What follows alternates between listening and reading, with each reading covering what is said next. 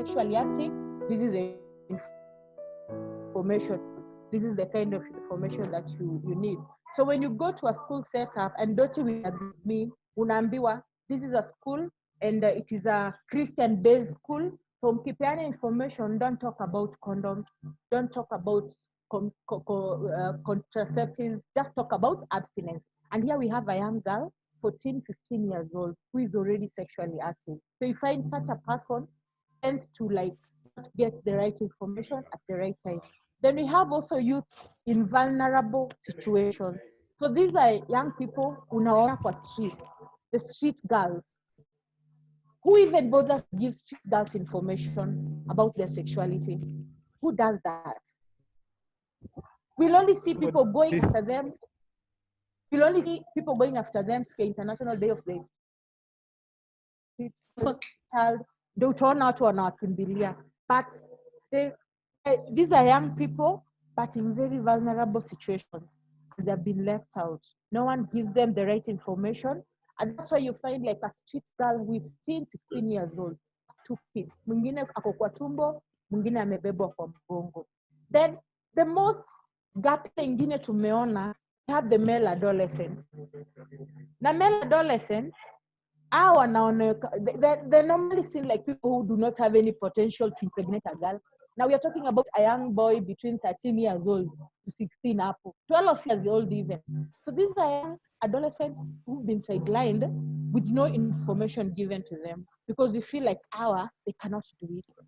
They cannot make a girl pregnant. But when you look at, there was a story in Kakamega, a 12 or 13 years old girl was pregnant, and who made her pregnant? Her classmate, who is 13 years old.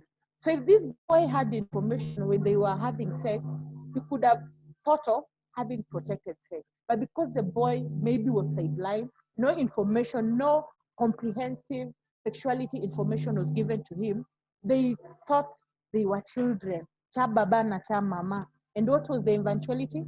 The girl getting twins at 12 years old.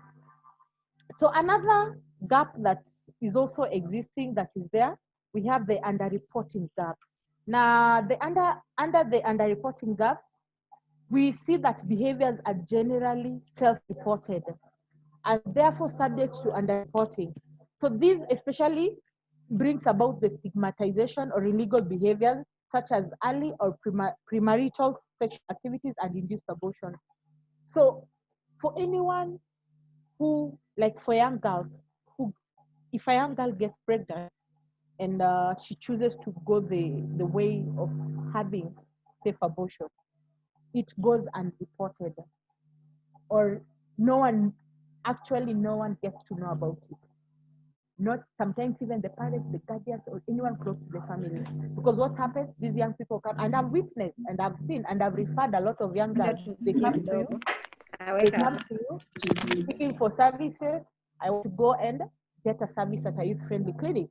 You ask their age, they're between the age bracket that you're working with. Follow, they go to a health facility only for them to seek services of safe abortion. So such cases go unreported. And then we also have the induced abortion.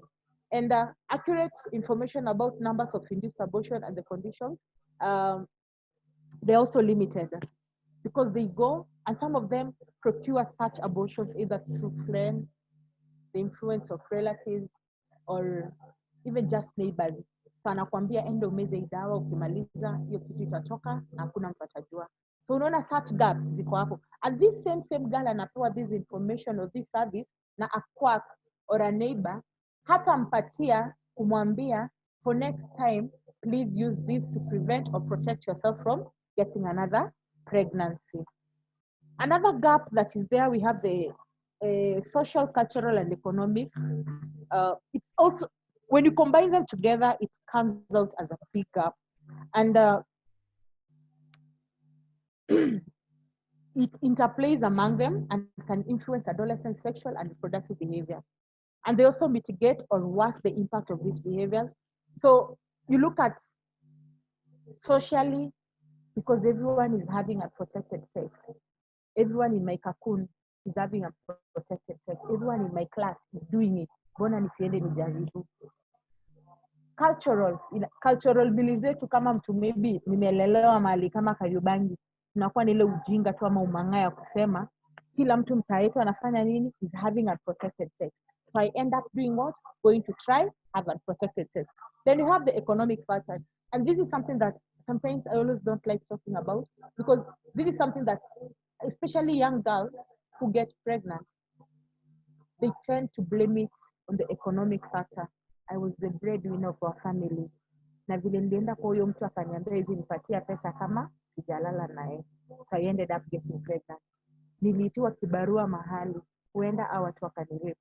Nilikuwa nimeomba pesa, mamangu alikuwa mgonjwa. You see, so such excuses or causes, they also contribute, and that is a gap. And these are things that we also struggling with. See, you cannot like satisfy everyone. You cannot make everyone to be at the same level. And sometimes also the adolescent intentions, like I just want to get pregnant. I had a case of a young girl. Na nilimuuliza, she had the first baby when she was around 15 years old, and then she had a second baby at 18 years old. Kamza, mbona una decide kuzaa hivyo mapema? Yani kushika boli ya pili. We thought maybe the first pregnancy was a mistake. But her response was totally different. Nataka kuzaa mapema nimalize. You know? Where is she running to? Why the hurry? So sometimes also a lot of factors that young people also themselves, they do not understand, pushes them to getting themselves into teenage pregnancy. So that's what I was able to like really sum up, and because I'm looking at the context of where I come from, the girls that we work with, the experiences that I've been able to interact with. Yeah, any question to them? Any questions? Myself, I have a question. Yes, please. Like at the family level, I think there's also a gap in that maybe some parents don't have time to talk to their kids about sex education. Yes. Like most parents, wako na ile ukitambo tu bado. Yani they fear talking about that with their kids. So I think that is also a gap that exists currently. Then we have a lot of ziko mob, but ukiangalia pia unasema mambo ya religion, and I will not mention, maybe I should just mention, because actually you're doing a discussion, we are here to learn, like our brothers, the Muslims, and these I have witnessed, especially in areas like Korogosho, a young girl getting married. Kwa nini? It's our religion. Boyfriend ametoka USA amekuja, wedding lazima ifanyike. She gets pregnant at 17, 16 years old. She's married off na anaenda. Na hapo ndio anasaulika na anaenda kabisa. So tuko na a lot of factors that are pushing young girls into getting pregnant while still very young. So anyone with anything to add? Yes, hello. Okay, Joseph. Hello. Joseph will go first, then Musa. Yeah, hii shida ya wazazi kukosa kama yani mapato ndio inachangia sana watoto kupata mimba za mapema. Thank you. Mapato kiaje? Kindly elaborate further. Yani you know, you have some families like poor families ambazo asijiwezi.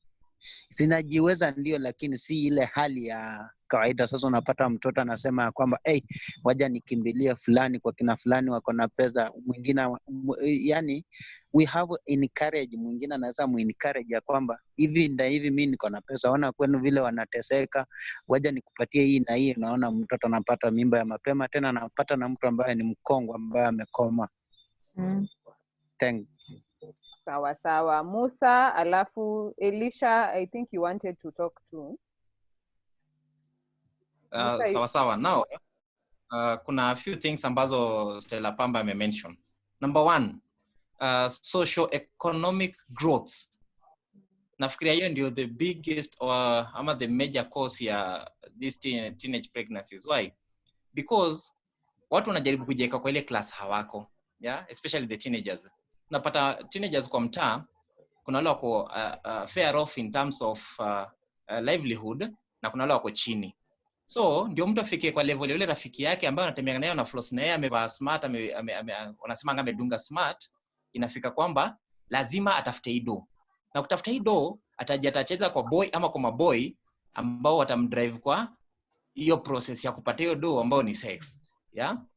Na hiyo ni nileta kwa hiyo point ya unprotected sex ambayo bado Stella Pamba ametaja, yeah, because your boy akupatia whatever unataka, ufike kwa ile class unataka, yeah, atakupatia conditions, na condition moja ni kulala naye bila protection. That is when dem anapata ball, yeah, because si magic, hii ni kitu iko direct, yeah. So maybe concern yangu kwa Stella Pamba na maybe wale watu ambao wanaenda directly kwa community ama kwa wasichana kwa educate, yeah, ni wakati wanapata na information, yeah, wangekuona wanaigonga tu direct venye iko. Maybe they tell their bosses, for lack of a better word, waambie their bosses to be educating these young girls directly on the point. If it's issue of unprotected sex, yeah, rather than just abstinence, wa deal na hiyo issue directly, because hawa watoto hizi vitu wanajua na wanazijua vizuri sana. Like the other day, it's like 2.5 weeks or 3, tumepata video ingine ilikuwa inakuwa shared kwa WhatsApp, watoto wamejifungia kwa nyumba. Hao watoto ambao wanafaa kwa shule, hakuna kwenda shule. Watoto wamejifungia kwa nyumba. 2 boys and a girl. The girl ako about class 6 hapo. Now the boys ni wadogo, yeah. So wanafanya zile vitu au maybe wana exposed to pornography videos or anything, so wanaionyesha tu live, mpaka wameweka phone wana record, yeah. So na vitu kama hizo, if we don't talk to these kids directly and tell them what a spade is, a spade, then still tuta go back to the same problems, yeah. So back to the mentors, to the educators, yeah, waende tu directly waongee what it is, yeah, why hit just the nail on the head. Thank you. Thank you, Musa. Elisha, did you want to speak? Okay. Elisha, if you can hear me, did you have something to say? Aya, naona hapa Mbi raise mkono. Mbi, if you can hear me, na ulikuwa unataka kuongea, tafadhali ongea. Mbi. Okay. James Musau, you want to speak? Can I go? Yes, you can go. You can go. Sorry, I've used my nickname, and just for everyone to know, I support Stella's work. Work with Stella and I see Mercy. And I think for me, what to say is a few things. I think, to be fair enough, the issue of teenage pregnancy is an issue of haves and don't-haves. Issue of teenage pregnancy is not an issue to the people who have money. Kindly move closer to your microphone. We can't hear well. You hear me now? Yeah. So I was saying the issue of have and don't have, and it's because teenage pregnancy has been an issue to communities for many years, but it becomes a burden when the family don't have, and that's where we get a lot of teenage pregnancies. It's like, for example, we talk about socioeconomic access to socioeconomic resources, and all the girls that I've worked with, when you look at the ones that have been become teenage, been pregnant, are girls who come from very poor background, and it's because sometimes the community, I would say the community, or even the perpetrators of the ones who give girls who make girls pregnant, they actually know how to single out a poor girl, like they know how to prey on them. And most of the time it's because, oh, I don't have money, or I need family is so poor, we can't afford this. And a guy comes and somebody give an example, come and say, oh, by the way, I can be able to give you money to do A, B, C, D. Or the other issue is I want to be able to, we did a project in Kilifi where girls were becoming pregnant because they wanted to buy a bike. I don't know if it was so wrong for us now to buy a biker, but if the village is having a biker, it's also important to them. So they have to have steps with them. B, we can't get you. Market. Yeah, now we can get you well. Oh, Uh-huh. okay. Can you hear me now? Yes. What? Okay. Yeah, so I was saying we were doing a project in Kilifi where girls just got pregnant because they wanted to buy whatever, biker. And it's so old-fashioned biker, but for them it was so important to have a biker that they would rather go. And I don't think they think about I will get pregnant. When they're to have sex, for them is I'm going to have sex, and the whole goal is that I'm going to get money. They don't think about what other things will happen in between. And those other things that happen between come later, and they come as regret. And I think when we'll be talking about, and I will talk about what interventions work and what don't work in this discussion, I think it's complex the way we bring now the different ways girls get pregnant, which means that we need different interventions that are geared toward reaching every single girl and supporting even some of them that are finding themselves pregnant. And I know this becomes controversial, but honestly, we've had example of girls that have been pregnant in some of the projects and supporting them through, and some of them right now are at university. So some of those structures some of those interventions that work, and some of them that don't. So just to say, it's a complex issue, it's have and don't have. And we all have something to play, we all have something we can do to reduce teenage pregnancy and also the stigma that comes with teenage pregnancy.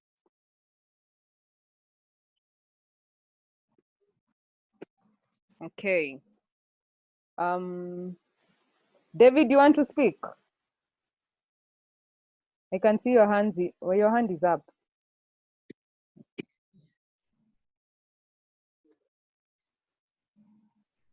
Okay, maybe Dorothy, you can respond to the, not Dorothy, Stella, you can respond to the comments, then we move on. So I've had what Joseph said about the issue of blaming the parents. No, like poverty being a contributing factor. And I even lack a better word for it. Like, ukizaliwa na shida, does it mean that sex will be the only thing that will make life to change? If everyone was to have sex, if everyone with poverty was to have sex as a way of solving their problems, I think ingekuwa disaster. It's just attitude. It is just an attitude that these young girls have. If today tukienda hata places zenye hao wasichana huenda kupark, for instance K Street, and you get to meet some of them, it's not poverty that has driven them there. Kuna wale they're doing it for passion. There are those who are doing it because there's nothing they can do. The majority are doing it because they want easy money.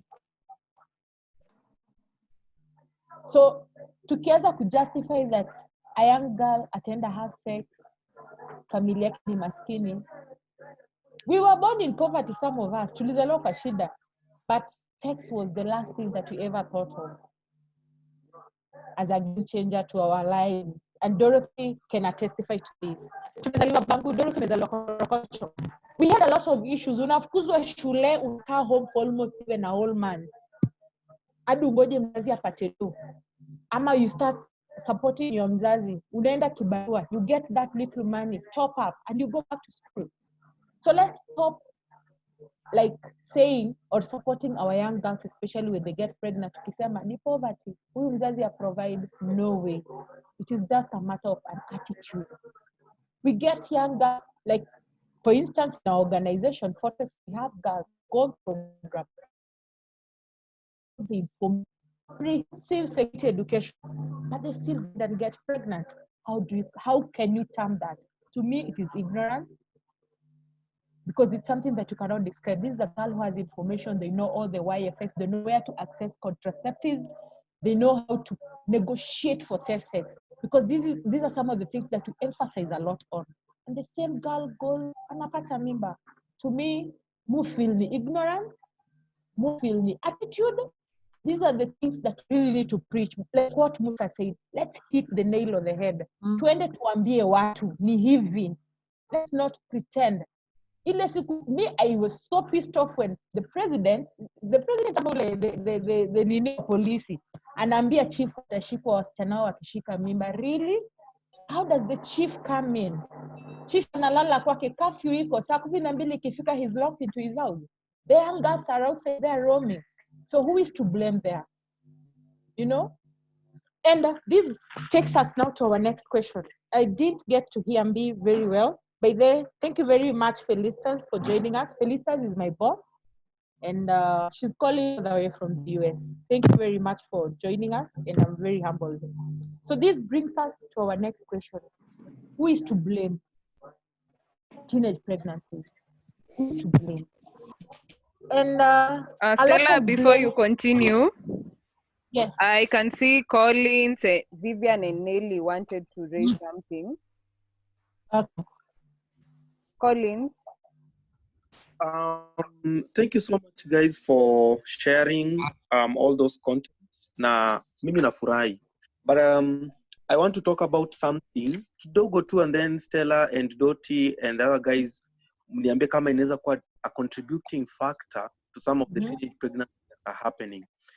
In the environment mimi na work in, we talk about so much on sexual harassment and abuse. You think demographically, if a lady or a girl has had a history of child abuse, do you think it can be one contributing factor to teenage pregnancy? Against her will, and haja take time to heal, and still I go through that ordeal or whatever happened before. And you've said very well, Stella, if it is not reported, it will not be followed. So if this girl was not reported, ikesi haikuwa reported, the high chances ya kuwa assaulted again because people did not speak out are very high. Don't you think that is also part and parcel of one of the factors or demographic factors that can lead to teenage pregnancy? Thank you. Nelly, before Stella responds. Nelly. Yes. Yes, I hope you can hear me. So I believe I have heard most of what Stella has said, and I can hear that she's very passionate about the subject of teenage pregnancies and why they get pregnant. But I'd like to say, in the same spirit of thinking that ni poverty imewapeleka hapo, there's a term that I remember my lecturer used to say. It was sex for fish and fish for sex. So if you do not have food in your home, and maybe you hamjakula for quite some time, the other result is to, sell yourself for that fish that you want to buy. And by fish, I mean food and other probably essentials. So eliminating that, I'm not saying that there's girls who do not get into promiscuous activity for the sake of it or because they want to get easy money. I know there are, but we are saying also that because we want also to empathize with these young ladies, that probably the point that also Collins has said, that because of it not being reported, it has led to also misjudging this particular teenager and where they are coming from. Because I know maybe having a history of sexual abuse or being exposed to sexual content at a very early age could lead to homosexuality in these teenagers, and they will engage. So it is not only them that they are to blame, but certain environmental factors as well. Thank you. Vivian, if you can hear me. Yes, hello. Am I audible? Yes, you are. Okay, I can't say it's a question, but it's a concern about the parenting. Mm-hmm. So I just wanted to know what is the step being taken towards the parenting, because when you try to refer to the old school parents who used to take care of our kids, at least they used to have that time to sit down with the kids, with the kids, and at least advise them on something. And like when you look at the parents of this generation, whereby they are so busy into their businesses looking for money. So what are the steps, or what is the action being taken towards the parents so that at least they can get time to spend time with their kids?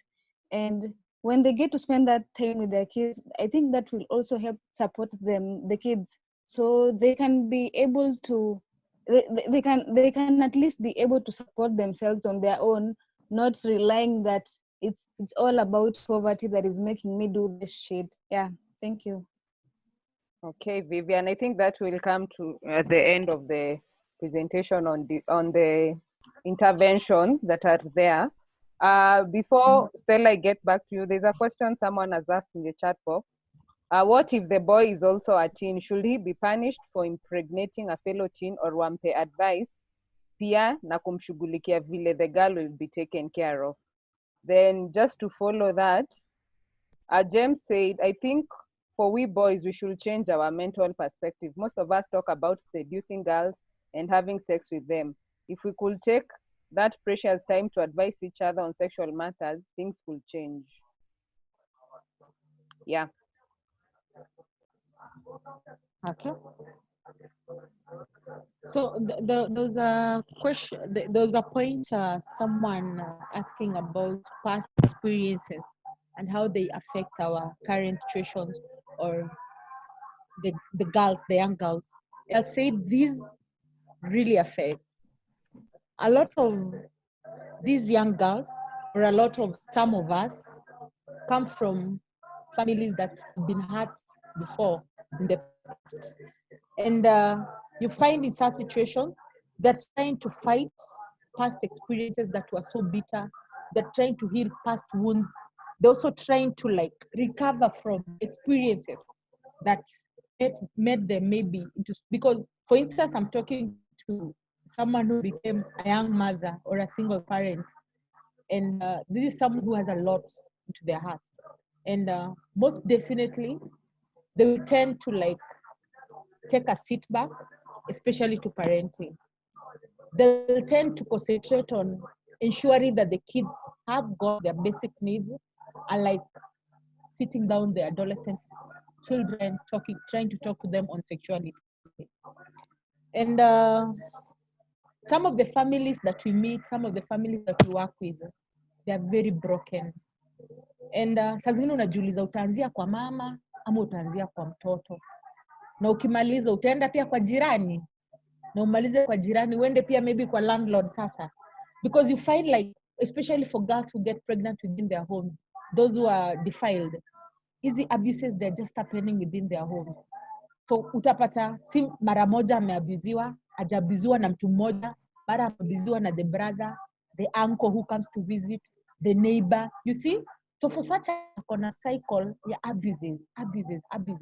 And when she gets pregnant, it becomes so hard for you to track what happened, who are the perpetrators, who is responsible for this pregnancy. So that's why you find a lot of girls were so confused, they don't know where and who to seek for help. Then there was a question on what if the boy is also a teenager? Hey, to me personally, Stella Pamba, you get my daughter pregnant and you are 13 years old, my daughter is also 13 years old. Mutakaa nyumbani nyinyi wote mle hiyo pregnancy. Ile siku anaenda clinic, you must accompany her. Because as much as we support the boy child, ama tuna feel like they're not being supported, but this boy child wanaenda scot free. Anaweka mimba, anaenda. Who carries the blame? The girl. Who carries the shame? The girl. Who carries the pain? The girl. So it's high time maybe we need to come up with policies. Nabi, I really liked what was being discussed, but I don't know where it potelead hapa katikati, that if a boy gets a girl pregnant, They should all stay at home. Mchana akimaliza kunasa vile anarudi shule because the return to school policy imeanza kuimplementiwa, wote wanarudi shule. To me, that I felt was working. Because you have a case, and this I'm telling you the truth. In Busia County where I come from, there's a young boy, 13 years old, who impregnated 3 girls in her classroom. Na ako sahi secondary. Wale wengine, mmoja out of the 3 girls, only one was able to join secondary school. Hao wengine ko nyumbani hapo kwa village. The boy is in secondary school, very comfortable. Baba ya 3 kids. Wenye hashughuliki, wenye hajui. So to me, that is my policy. And the day that I'll ever get an audience or a platform to talk about this, I will say the boy also needs to sit at home. They should nurse that pregnancy, the two of them, so that it also paves way for them to be able to understand and know the do's and the don'ts for the future. Because this is a young man tutamwachilia, and grow up, akijua, actually responsible. It is the other person, it is the other gender to carry the blame. It is the other person to cover up for him. So to me, this is a topic that maybe we need to discuss about it or talk about it or expound more on it. But that is my take. That will be my position. The boy must also participate during the 9 months pregnancy. Tunaenda clinic na wewe, kwenye mtoto anaenda kudungwa shindano, we go together. Hizo zote. But during that period, we are able to talk to them on how they can now, if for instance, they'll continue having sex, how can they practice safe sex? And how the girl can be able to access contraceptives to ensure that she does not get another pregnancy, and how she's also going to go back to school. So that's my take. Okay. Unless you have any other question. Some of these questions will raise them after Doti speaks, so that we save some time also. Okay. So there was that question of who is to blame. Oh, yeah. Yeah, there was that question of who is to blame. You cannot give from an empty cup. That is a fact. You cannot give from an empty cup. If I do not have information, I cannot share it with another person. If I do not have the appropriate, age-appropriate information, I cannot share with someone else. So if a parent does not have the right information, how do you expect this parent ambie mtoto wake? Atamwambia nini? And then what is the approach that this woman or this parent is going to use kuweka chini mtoto wake kwanza kumwongelesha mambo ya sex education? So sexuality education at this particular moment, it has been left to, it is, parents are, or the community, I don't know, people are just looking at it as being too academic, because learners wana convergiwa kwa darasa saa 8 ama saa 9, organization portrait of hope imefika, tunataka kupatia session on safe sex. Tunaanza kupeana dada. Hii information tunampea, akirudi nyumbani, is there any other person who tops up what we give them to the girl? So personally, I feel like that question, who is to blame? We will tend to blame the parents. Parents will also tend to blame the schools. And with what Colin said about that video that was going viral, who is to blame at that particular moment? Is it the parents? Because the act was taking place kwa nyumba. These are siblings who are doing it. Who is to be blamed there? Is it the parents? Do we blame COVID? Do we blame Mutahi Kagwe because he said people should stay indoors? Do we blame coronavirus, where it came from? You know? So all these things, it leaves us in a limbo. Like, we really don't know where to lay our hands or who to blame. But because parents tend to get so uncomfortable discussing sexual issues with their teenagers. And it leaves the young people seeking information from peers, from the media, and from people like us. When you go to school, tunasikia mtu anakuuliza a very sensitive question. But tunamwangalia because she's an underage, na mmeambiwa you need to give age appropriate information or education. Muna end up mkilenga hiyo story, ama unampatia story, una divert, unaanza mambo ya abstinence, nini. But we cannot just stand and say we have no one to blame.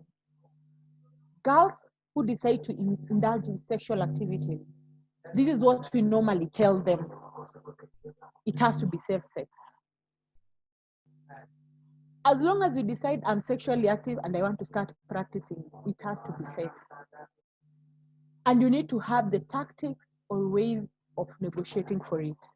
Kama hauna ole wako, our vijana ni wakora. They will cheat you. They will use all the sweet words to make you feel like you are in that moment. He'll be there for you, whatever the eventuality is.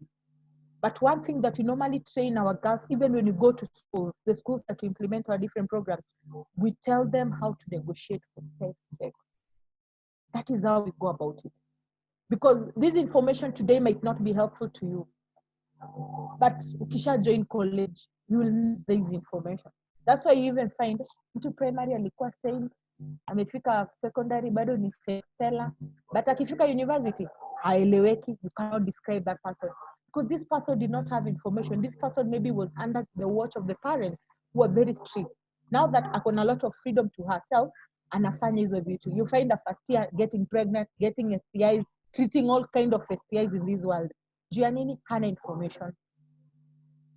So for this particular moment, tunasema, the way Collins alisema, when you go to school, let's hit the nail on the head. If it's sex, it has to be safe sex. No shortcuts. Ama kama sivyo, it's abstinence. You pick your path. That is it. Is there any question? Thank you so much, Stella. Now, na chat box, kumepamba moto. I'm even confused on what to raise and what not to raise. But Phil has raised something here that it is also important to know that any girl getting pregnant before they attain the age of 18 is nothing but defilement. And he also pointed out that as we continue the discussion, we should note the power imbalances between the girls and the boys, or rather men, the older men, especially when girls get pregnant from older men.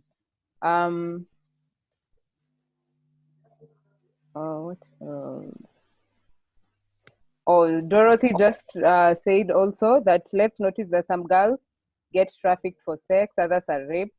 There are some who do not have the choice, like not only economic. There are some that are cases of defilement and rape and sex trafficking.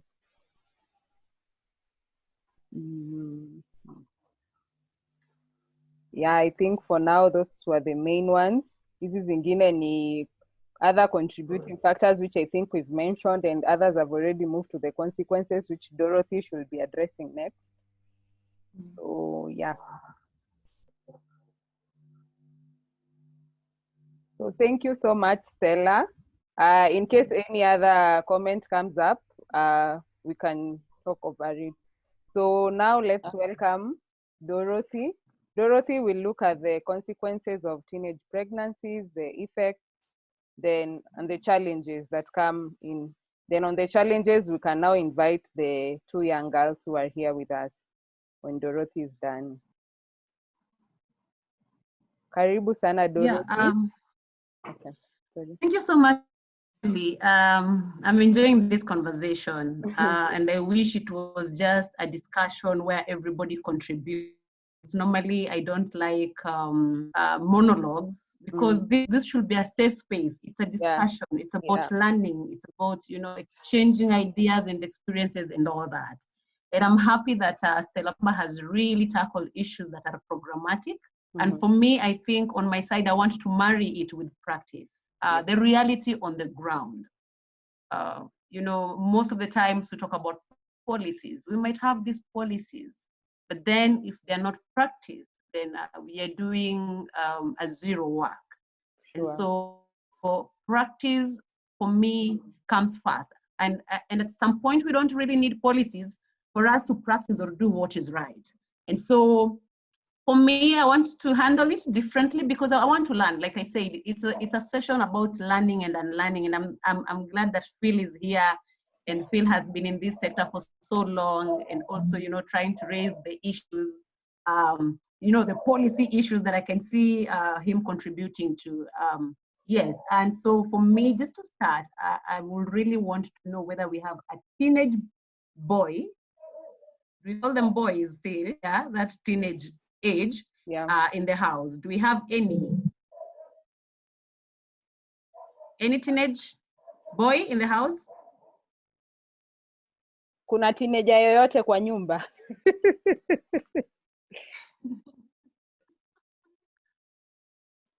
Hakuna. Hakuna Even mtu huko ako under kuna 18 hapa. Any? Maana na Who 18. feels like he's the youngest of the men? Why do I feel mwenye anasema hakuna yeye ndio teenager? kama yeye ndio anajitetea. Who feels like he's the youngest? Anyone? King K.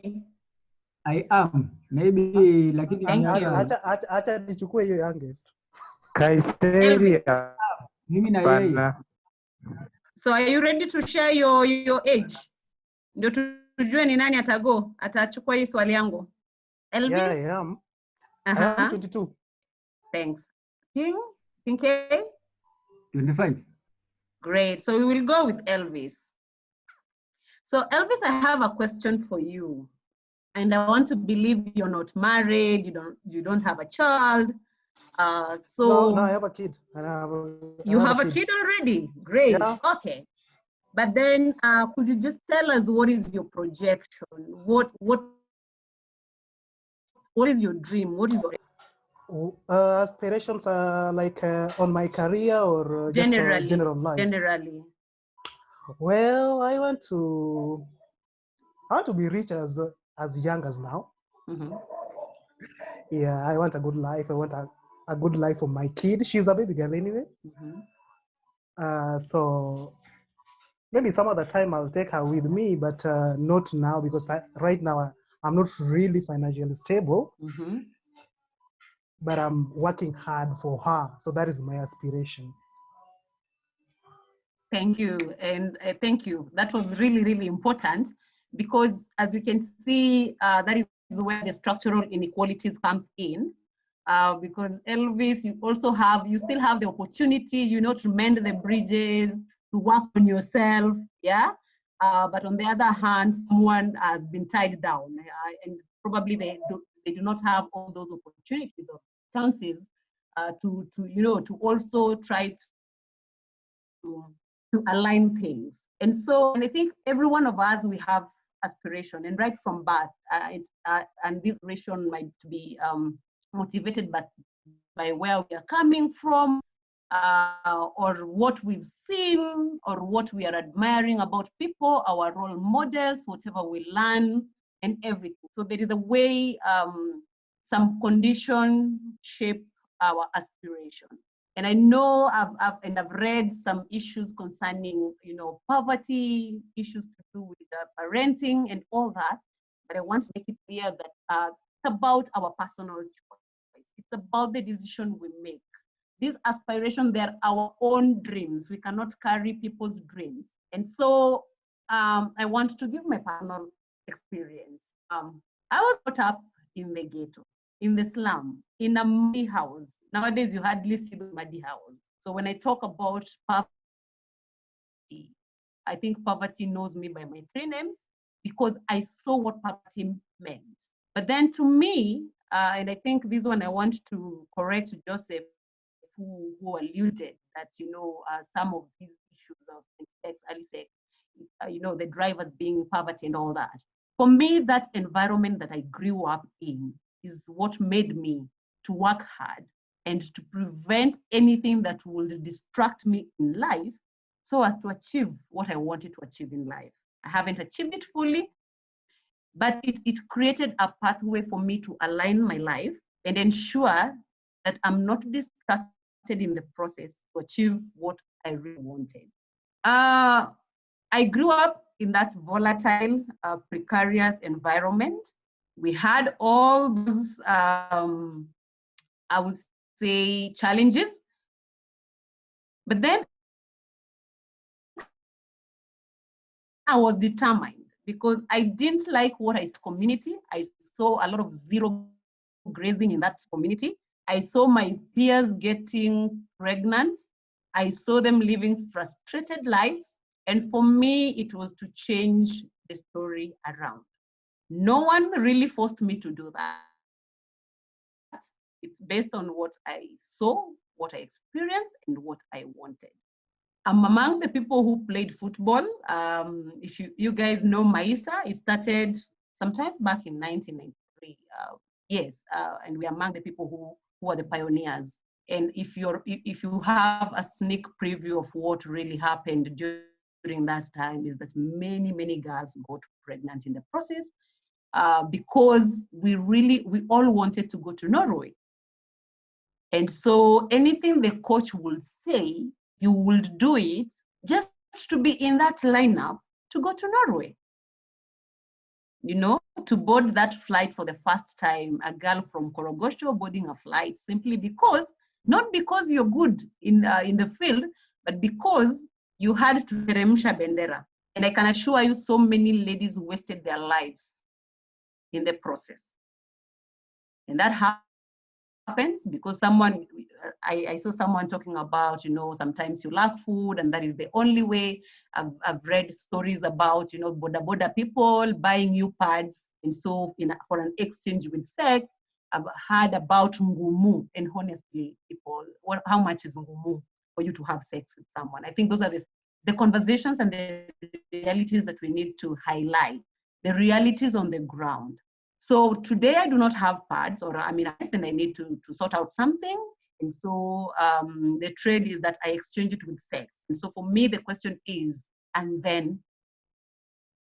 So I'll go with you, we'll have sex today. And that doesn't mean my problems are over. Tomorrow I'll want the same thing, because it is not a sustainable way. It is an enticing thing, yeah? And Elvis, probably I would ask you, and you've said very well that right now you're not ready to settle down with a child because of the financial issues. But then for the girl, is she financially stable? So when we talk about the effect of teenage pregnancy, it has a way of disrupting our livelihoods, disrupting our aspiration, disrupting, you know, our plans and everything. And for girls, I think it is adverse because you have to handle issues to do with your hormonal changes, you know, body changes, the shame, the threats that comes with in the first trimester of, you know, probably losing your baby, or the morning sicknesses. You will have to, you know, drop out of school, and basically you're in a state where you're not yourself, I will say so. So mentally you're grappling with a lot of things.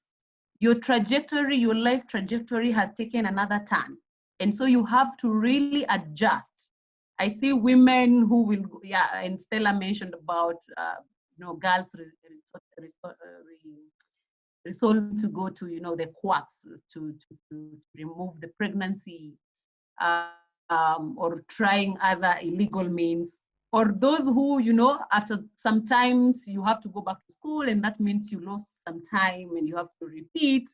I've seen parents really struggling because they have now to, you know, transfer you to a different school, shame and stigma and all these things. They have financial implications, psychological implications, spiritual implication, social implication, and all that. And so the effects of teenage pregnancy is not only felt by the person who is carrying this pregnancy.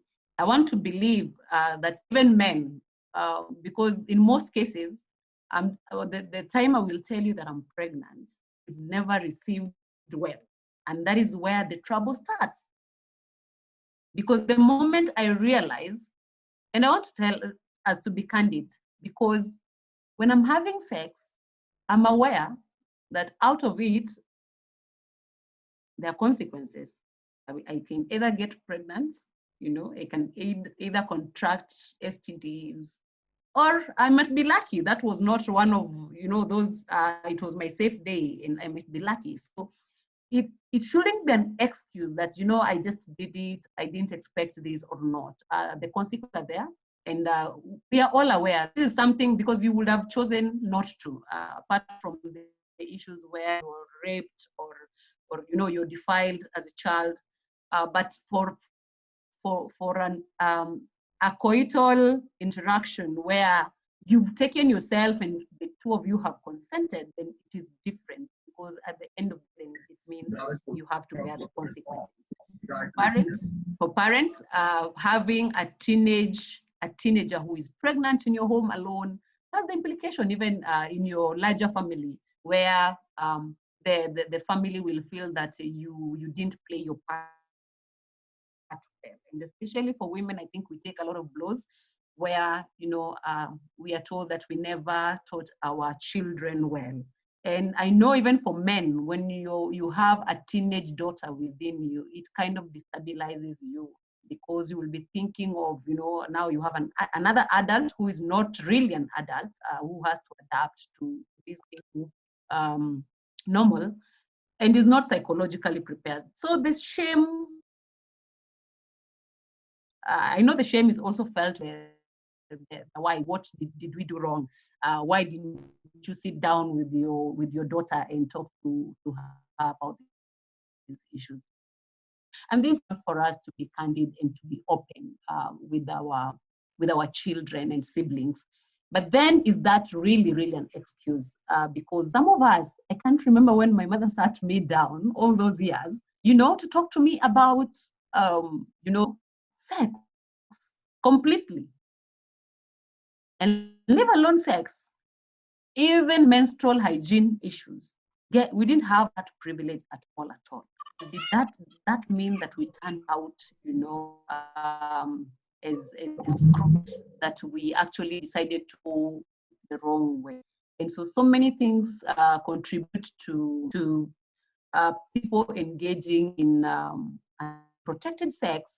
And it is because, for me, I want to say it is a choice, save for the situations that I mentioned here, where, you're defiled or molested, or for the boys. But then just a teenager who decides, this is the new normal. I mean, I see teenagers working with pregnancy testing. And for me, that really disturbs me a lot.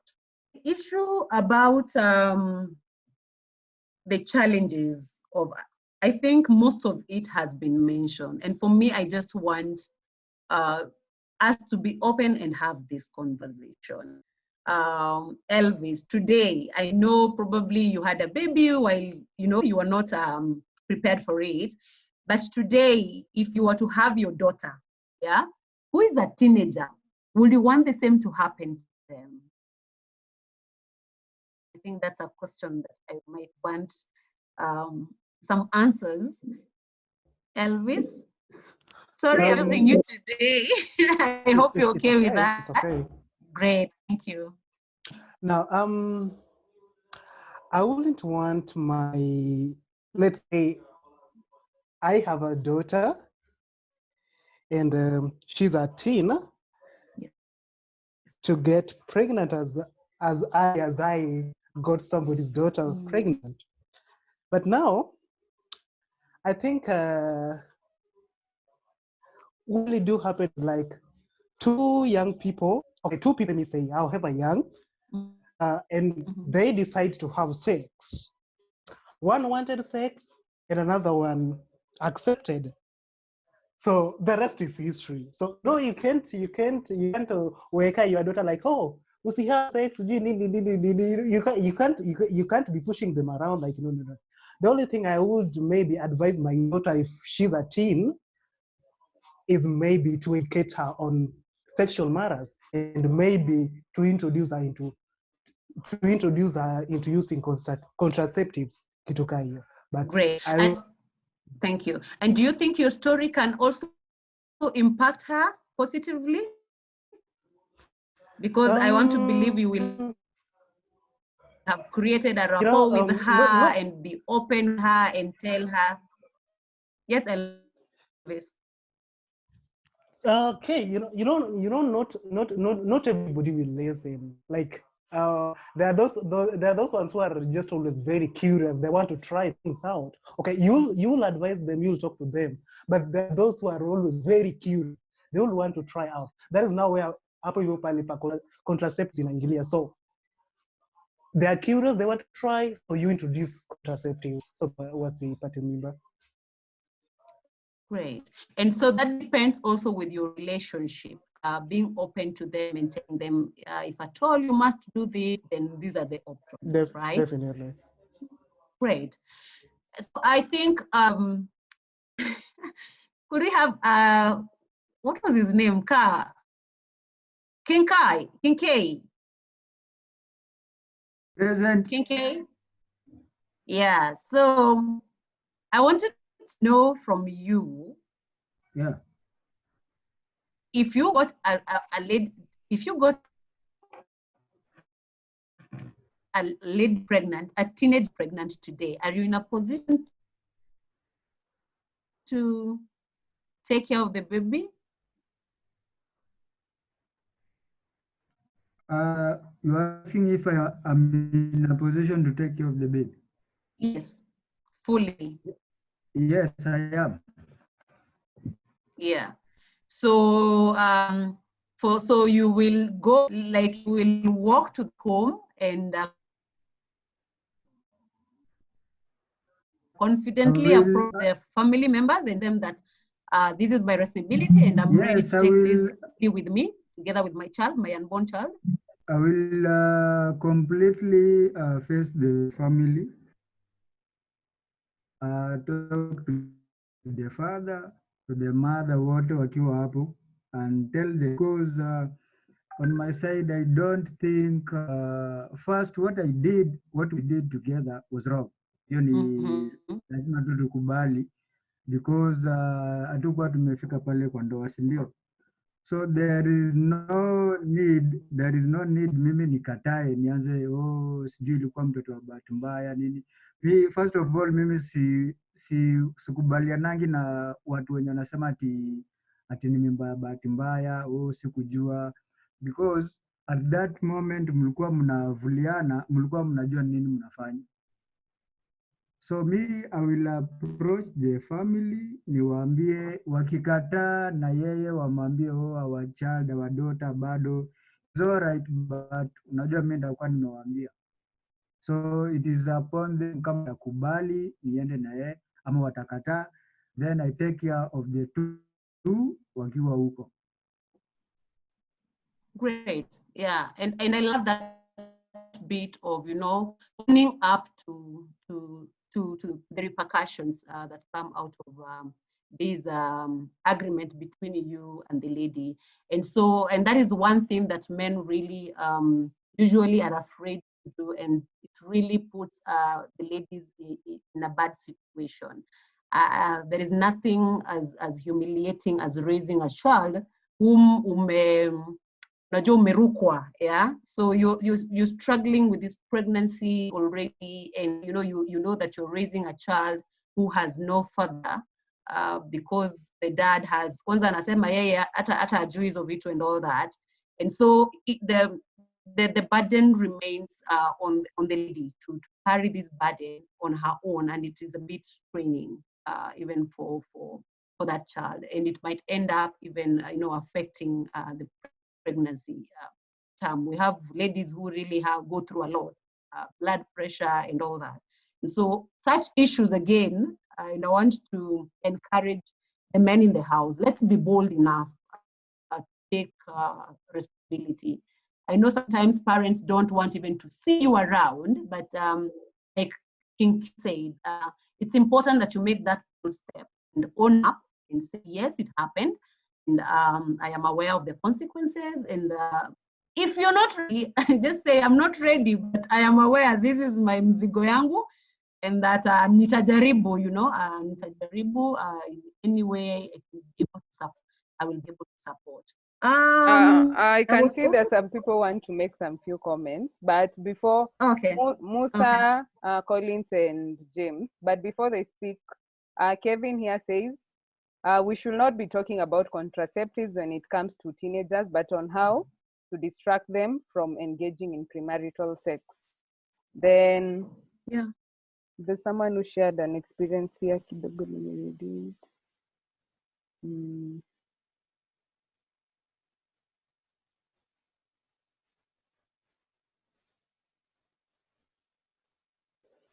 James says, myself, I was affected by teenage pregnancy. My sister got pregnant from one of, I think, the men around after she went back to school and I was in college. I had to take the child to clinic until some of the doctors thought I was the dad innocently. In fact, the child calls me dad now. That was a good brother. Anyway, Musa, you can make your comments.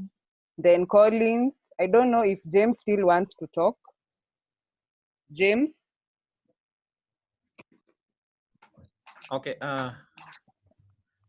it's just a concern again on what King was saying. Just known his name is King. The owning up of the whole thing. Yeah, you as a man now running to a house, or rather to a home where you impregnated a girl who, in this case, is a teenager. You see, first of all, if you get informed parents, you'll be arrested. Yeah, maybe jailed for defilement or anything of the sort. You see, so I think maybe tactically we should get ways of dealing with these issues. Starting from maybe getting proper information, making creative awareness, both to the parents and to the victims involved. Yeah, because kama wote ni vijana, wote ni teenagers, inaeleweka, yeah, watakuwa punished in their own way. But now, you being above the age of 18, getting a 14-year or 15-year girl pregnant, yeah, itakuwa ngumu. Yeah? Sincerely, itakuwa ngumu hata wewe kujipeleka pale. Yeah, sababu unajua wao umeenda against sheria ya serikali. Yeah, so King, I don't know what bold step you can take into that. Hello, it is 2100. But again, in Phoenix reminds you life. The weather today is dreary. Temperature is 11 to 23 degrees Celsius. Yeah. Everything comes back to information. As venye Stella alisema, venye Doti alisema, everything narrows down to information. Yeah, information gani tunapatiana to our teenage girls, information gani tunapatiana to our teenage boys. Yeah, because sasa hii ni kitu ya kila mtu. Yeah, inakata cross kila mtu. So whatever information tunawapatia from the day tunaanza kujua kwamba wameingia, like the girls, msichana akianza ku experience her monthly periods, yeah, inafaa tujue ni njia gani tuna approach ya kumpatia information ambayo iko relevant. Yeah, because bila again our sorry to say, tunasemanga children having children. Mtoto ana information ya kupatia mtoto ambaye ni mtoto. Yeah, so msichana alipata mimba akiwa mtoto, amezaa mtoto, amefika hiyo age adolescent, ajue atampatia information gani because yeye mwenyewe hakupatiwa. Yeah, so tuanzie pale juu, ndio ikiteremka chini kwa ule mdogo ikuwe ni kitu iko fact, anaielewa vizuri kabisa. Collins.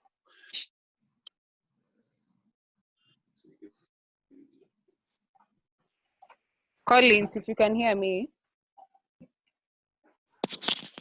Julie, naweza ongea? Ni sawa, ongea juu sasa. Collins simuoni tena. Yeah, you can speak. Alafu Joseph will go next. Musa, niliulizwa swali generally, mwenye aliuliza swali hakuwa specific kama ni jama ni dem mwenye full grown up. Okay, Nili asked based on age, so it was an adult. Oh, that's why nilijibu hivyo. Yeah. Nimekuwa tu kurectify hapo. Niuliza kama ingekuwa under. Sawa. Joseph, you have something to say? Joseph. Hello. Yes.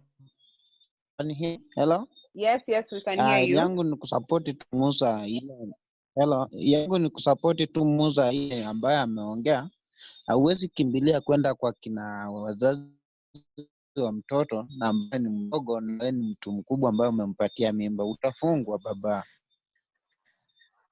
So it's part of avoid responsibility. So you would rather kuwa uko nje than kuenda take responsibility, because hata hiyo kufungwa is part of taking responsibility, and that is what I mean. What you can do.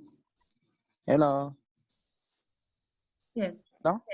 Yes. What you can do what you can do, you discuss with your parents and then watume waende au waongee huko, lakini wewe mwenyewe kuchipeleka huko ni kuchipeleka kwenye moto. You never know yenye inaweza happen.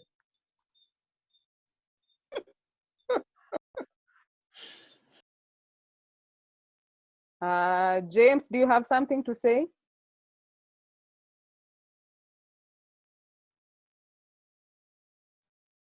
Okay. Nelly, I can see your hand up. Nelly.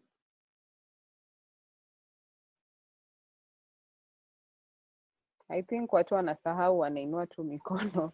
Dorothy, we can get back to you. Yes. So I wanted to say that also many factors contribute to shapes the way we are brought up, and that also still narrows down to, you know, our pathways. For example, if you're brought up kwa familia ambao they are very religious, watu wa kanisa, and I'll give my example, being brought na church elder, it meant rules za nyumbani were very clear, that no pregnancy in the house and married. So those are some of the rules that were set in my home, and so I had to abide with that. It was either you do it, and when sisi wenyewe ndio lazima tuweke, na Musa pia amesema how can we be candid, and so those rules hata sisi wenyewe lazima tuziweke, that in nyumba, please ensure this is the rule of the house. If you do this, know that there are consequences, because we've also pampered our youth so much that they feel like they're at liberty of doing whatever they have, because they're more exposed to information than we are.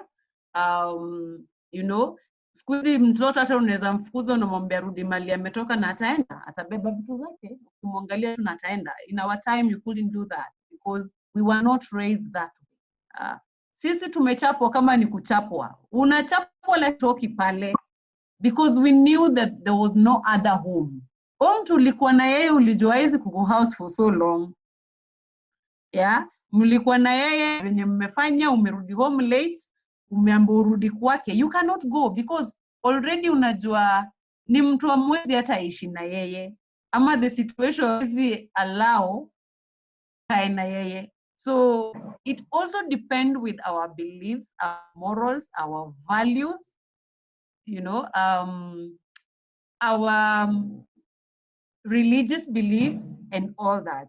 Someone said about Waislamu, and some of these cultures also in the religion have zikona way ya kutu, you know, manipulate. And so it trickles down to personal initiative. Kitambo, like wazazi wetu, most of them wameozwa, wanasema kuozwa, yeah? So you maybe class 8, wakaambiwa sasa wewe, hapa ndio mwisho wa reli, ataenda secondary, but for you, umekutafutia aunti yako anakuhitaji mahali, and you know, those arranged marriages, unaenda kwa aunti yako unapata, ulikuwa ushatafutiwa ja. But that is not the case right now, because everybody is looking at their pathway for success. And I always talked about, you know, I want to be rich, I want to be financially stable, I want to do this, I want to do that. Right now, dunia saizi, if you meet most of the people, wameshajipanga, nasema between the age of, you know, 10 to 20, this is my priority. Between 20 to 25, nataka to settle down. 25 to 30 is when I want to, you know, to child, you know, kuna venye mtu anajipanga, so that anajua nitahitaji mtoto wakati huu, na huo wakati ndio nitakuwa niko na hiyo nafasi ya kulea, na kunajua kusettle down, niolewe vizuri, tulee watoto, tuwafundishe, na to ensure they also have a better life than us. Because at the end of the day, why do we want to have kids wenye watakuwa ni kama mzigo kwetu? And so people have a way of planning their lifestyle and even the number of kids. Nowadays, watu wanapanga hata ni watu wangapi watataka. Kuna mwenye ana feel like if I get 2, that's enough, because I'm able to take care of the 2 financially financially able to take care for two, kuna mwenye anasikia, and I don't know, tunasemekananga huko kwa ghetto, frustrations za maisha, and we find solace in making out. But is that the case? Look at how others are struggling, and that's why unapata watu wanapata excuse like the poverty at home. I could not, I'm now the breadwinner, and so I had to go to this man, so that ndio aweze kutukimu. But is it sustainable? Is it sustainable? Someone talked about wanaume as in wasichana wanatuwinda. I saw that comment, and sadly it is very rampant now. Issues to do with slay queens and all that iko, so unaiko kwa mtego, yeah. And I don't think wakati huo mtu ashakupangia, because ni mtu amekaa chini akakupangia akajua na nini kiko na mtu.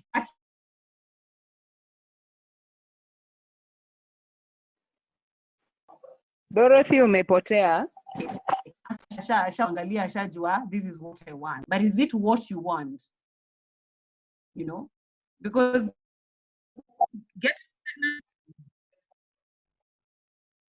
sorry, probably my network is unstable. Yeah, so kuna hiyo kuwindana, and I saw men complaining about tunawindwa, we are being forced into, we are being approached to have sex.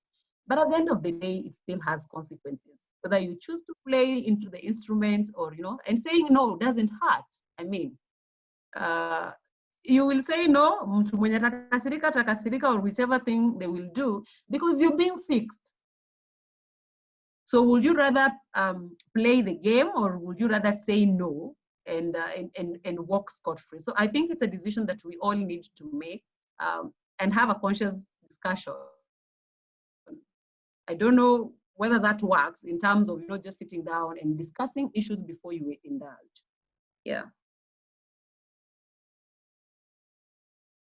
Dorothy, there is a young girl who wants to share her story. Kwa kuna stima, so yes. I'm thinking she can share before her phone goes off.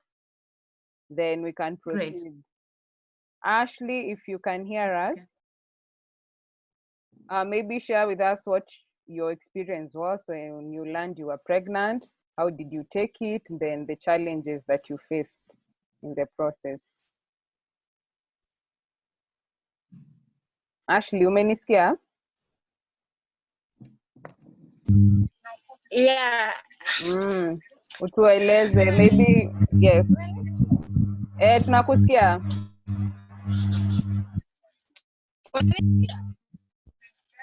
Songea mic, yes, sahi tunakusikia. Mimi naitwa Dorcas.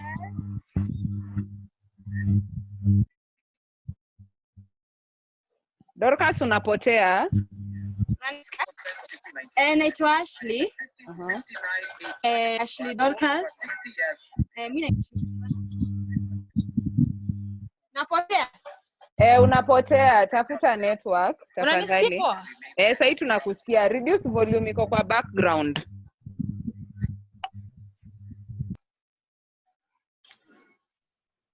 Hello, tunakusikia. Unanisikia? Nakusikia.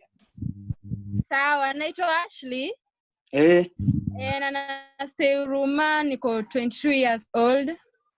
And then kuongelelea about teenage pregnancy in family unit and mental health. First of all, mimi niko na mtoto, and siku get pregnant at my teenage age, but I have a friend of mine who was pregnant at teenager.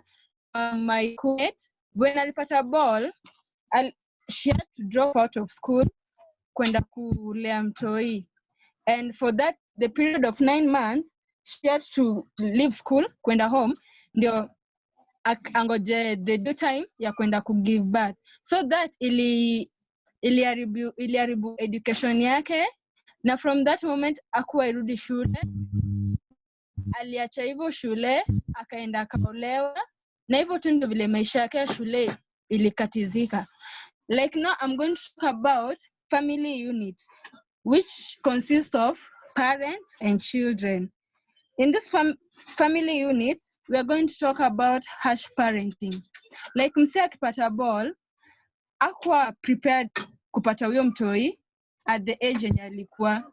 Like mse dem apate ball at a teenage age of 13 ama 14 ama 15, ana experience yote ya kulinda mtoto, as in akona difficulties ya kulinda mtoi, na pia anapata frustration. Like amepata bila amezaa, kuna senya amezaa anakuwa frustrated at the time yenye mtoto analia usiku alali, like anakosa usingizi ya kudoze because mtoto all the time analia, after a few minutes analala, like for 5 minutes tena analia, inabidi ameamka. Sasa ako frustrated kwa sababu anasikia at the time anasikia hiyo sauti, anaona ati inabidi amke because mtoto analia, anaona pati usingizi enough like before. Alafu tunaenda kuongelelea about dream differ.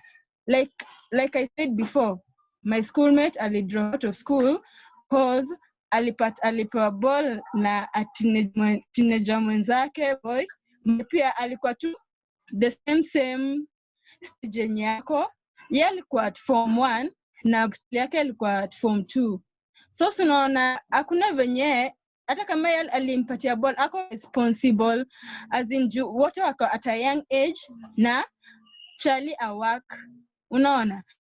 Na kuna venye pia angeweza kumsaidia financially juu hakuna mali angeweza kutoa do. Sasa inaonekana tu huyu dem that take every responsibility, the hospitals, could take care of the baby, the clothes, basic need in general. So I don't think it is teenage pregnancies. I think we should do something to stop it. Like me, when I got pregnant, though it was not at my teenage age, I was so afraid because sikuwa najua vile nitakwambia my mom that I'm pregnant, anybody else, and to kuficha list mse asione ama friends, kwa sababu nepata hiyo watu kuniongelea kunitusi because they saw like mimi ni ule mtoto holijo haezi pata ball, maybe this thing ili come up to yani kupata tu ile watu kuongelelea kukuhusu. That is something that I was trying to avoid. So I think pia najua kuna msichana mwenye pia alikuwa kwa state kama yangu, pia ataki family members wajue, yani ako tu afraid kuambia mse. But mi niliona it's poor, kama pata ball, you just take the next step, unaambia parents wako about it, about the man who gave you the pregnancy. So no, anakusaidia kama na wewe Charlie si mtu responsible, si mtu mature, anakusaidia na help yoyote because anajua hata kikuacha hakuna venye utapata any help from that man, but ni yetu ndio lazima akusaidie. Na ati au the teenagers when wanapata pregnancy, it's good to share it, at least they find someone closer to them wa share their experience, how vile iliwapata, because najua hakuna mtu anakuanga prepared at a teenage age that ati ampata both circle that prepared, anafaa ati ako prepared that ati anaenda kupata mtoi, anajua anaenda kutake care juu hakuna mtu akona experience. Kwanza mtoto wa kwanza hakuna mtu akona experience of it juu ajai kuwa parent, na maybe hakuna mtu ashai educate about being a parent. Alafu a teenager akipata ball anaenda, maybe amepata ball na a teenage boy, huyo teenage boy anajua is responsible, anakuacha unakuwa single parent. Sasa single parent unakosa basic needs, unakosa hadi finances za ya kupatia what your child needs, like clothes, like food. So mtoto anaenda hapa anakuwa na lose weight, unaona afya yake si poa, yani akatu shida mob kwa sababu mtu mwenye patia ball alikuwa mtu mwenye si responsible, amekuacha hiyo na ball, amekuacha na mtoto, ajui vile mtoto ana survive. Wewe una job, you just have to look for something to help your kid. Unaona, that's why it's not good we need to educate these kids we need to create awareness ya ku help these kids wenye ni wadogo, at least learn something kwa ku get pregnant early, so that kama jua educated watajua what is wrong and what is right. At getting pregnant at a teenage age, it's not good because you're not like prepared for it. It's like it will make you dreams zako zitakuwa shattered. So we need to create awareness to help these kids so that wasikue pregnant at an early age. They get it at an appropriate age that is required of them. So tunaenda kuongelelea about mental health, how it affects the teenagers. So about mental health, number one is depression. When a teenager gets depressed, ana feel depression ana feel tu juu amepata mtoto ali, anaona hakuna mtu anamsaidia, anaona tu akill herself ama awe mtoto, so that hii burden yenye ako nayo aachane, do away with herself ama the baby, so that kenye inamletea stress itoke tu. Alafu anaona tu ati kuna difficulty ya kufanya zenye alikuwa anataka, like kwenda out kwa fun with friends. This kid amemletea like distraction, anaona ni kama hawezi fanya vitu zenye alikuwa anafanya like before.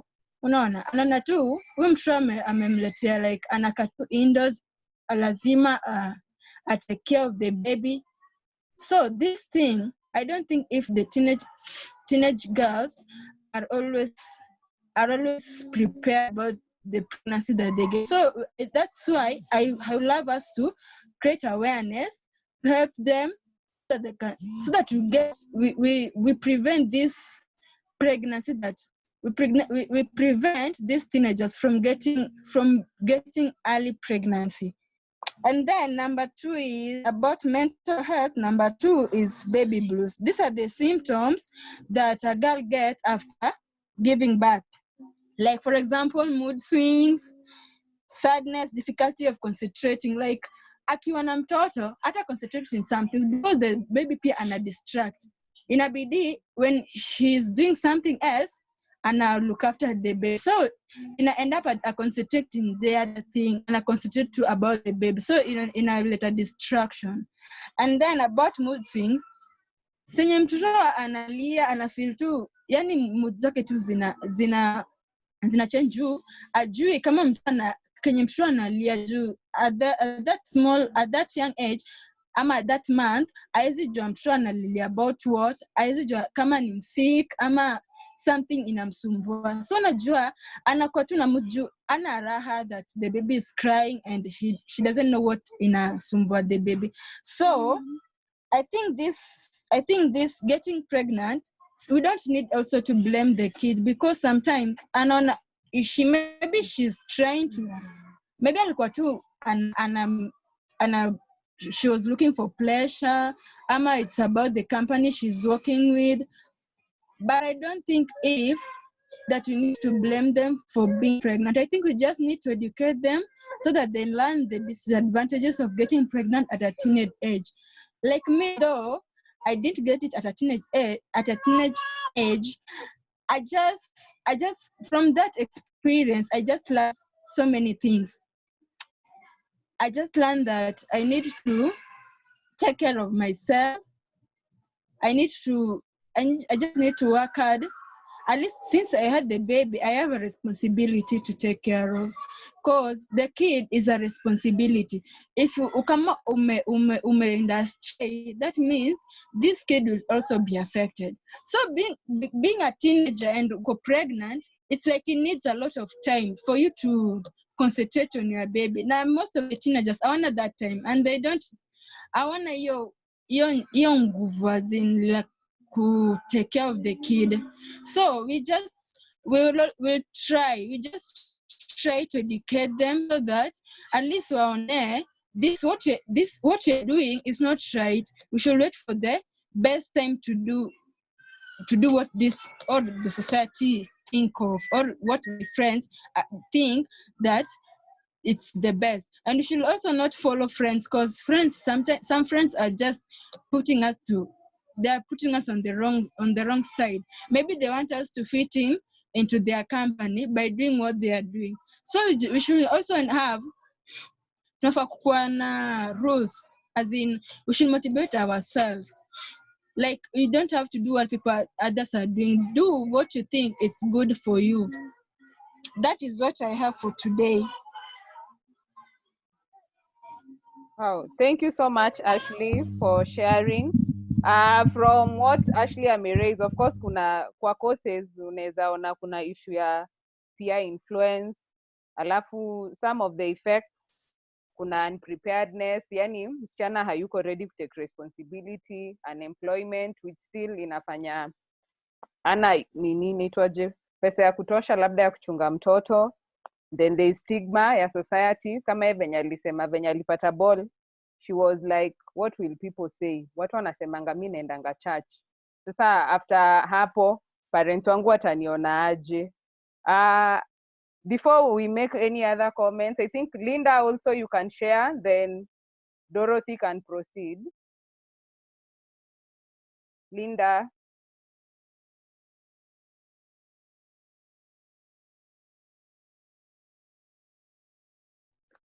Okay, hi guys. Hi. Okay, I want to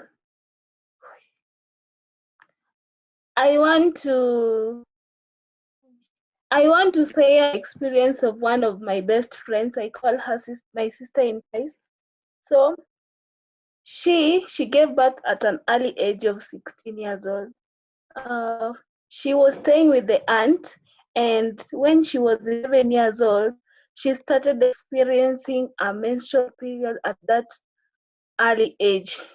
So at that early age, the aunt thought that she had done an abortion, because whenever she had the period, it would come out in large quantities.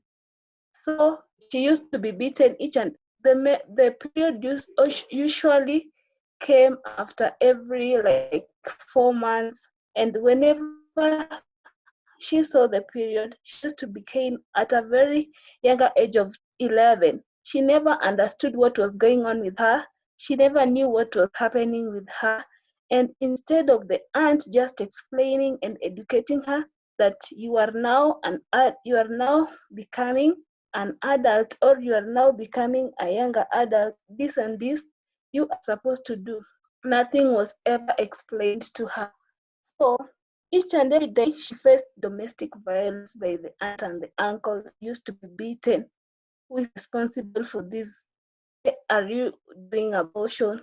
Till she was held up of this being mistreated. So there was this boyfriend of hers who used to understand him very much. So he chose to go and stay with the boyfriend. The boyfriend was in Form 3, and by that time she was in class 7. After staying with the boyfriend promised to take her to school. Hapa ndio vijana tunadanganya watoto wa watu. Form 3 anaweza peleka aje class 7 shule. She stayed with this boy and the boy's aunt for like 6 months. After that, she realized that there were some changes in his body, and she was pregnant. She was very shocked. She always tells me she was very shocked. She never came out of the house. She never talked to anybody. So she said that he must tell this boy what was happening with her. So after that, when he told this boy he was pregnant, the boy told her that he doesn't know anything about his pregnancy, and she never expected to get pregnant at that early age. She was shocked because she never knew what she was going to tell the parents. She never knew what she was going to tell the parents, because kama the moment she alikuwa an experienced period, ndio anti wake alikuwa wanamchapa vile. Sasa wakisikia ako na mimba, what will be the cause? Watamfanyia aje? So she was very depressed. She was very depressed because she could not accept it that she was pregnant. She could not understand at a very early age how she could not accept it. So after she just stayed in the house until she was like 7 months pregnant. And then the aunt of this boy insisted that she must go for clinic so that the nurses and doctors can tell what was happening with her. After that, she went and started attending clinics. But even though she was 7 months pregnant, she bado accept ati ako na ball. So as young teenagers, as teenagers, we should also encourage them and encourage their parents and encourage also wenye wanaishi now to, and every time they should teach them that if you reach this age and this particular age, ndio kenye unafaa kufanya. If you reach 15 years, these are some of the changes that will appear in your body. This is what you are supposed to do. Yeah. And then after that, she also experienced post-traumatic stress disorder, whereby this order develops because of high role of the community and interpret violence exposure. This always results to neglect by parents. This always results to neglect by parents, by abuse even in the society. So we should always encourage these teenage girls that, like, if a teenage girl has a problem, we should not cane them. At least we should create time with them so that tuongee now, we tell them what is wrong, tell them what is wrong with them. So I encourage all of us, when we get teenage mothers, when we get teenage girls who are pregnant, we should encourage them. At least we encourage them. We'll tell them that teenage motherhood does not have to mean a young mother won't be successful in life. They can still go back to school. We should try and understand them. We should try and understand the depressed teenage women, the depressed teenage mothers, so that after even giving birth, they can still go back to school. Not that when they are pregnant, they can no longer go to school. They can no longer succeed in life. It is important to consider that the young mothers before them have faced related overall health, financial stability, and the health of each child. So at least we should encourage them, but the best is yet to come.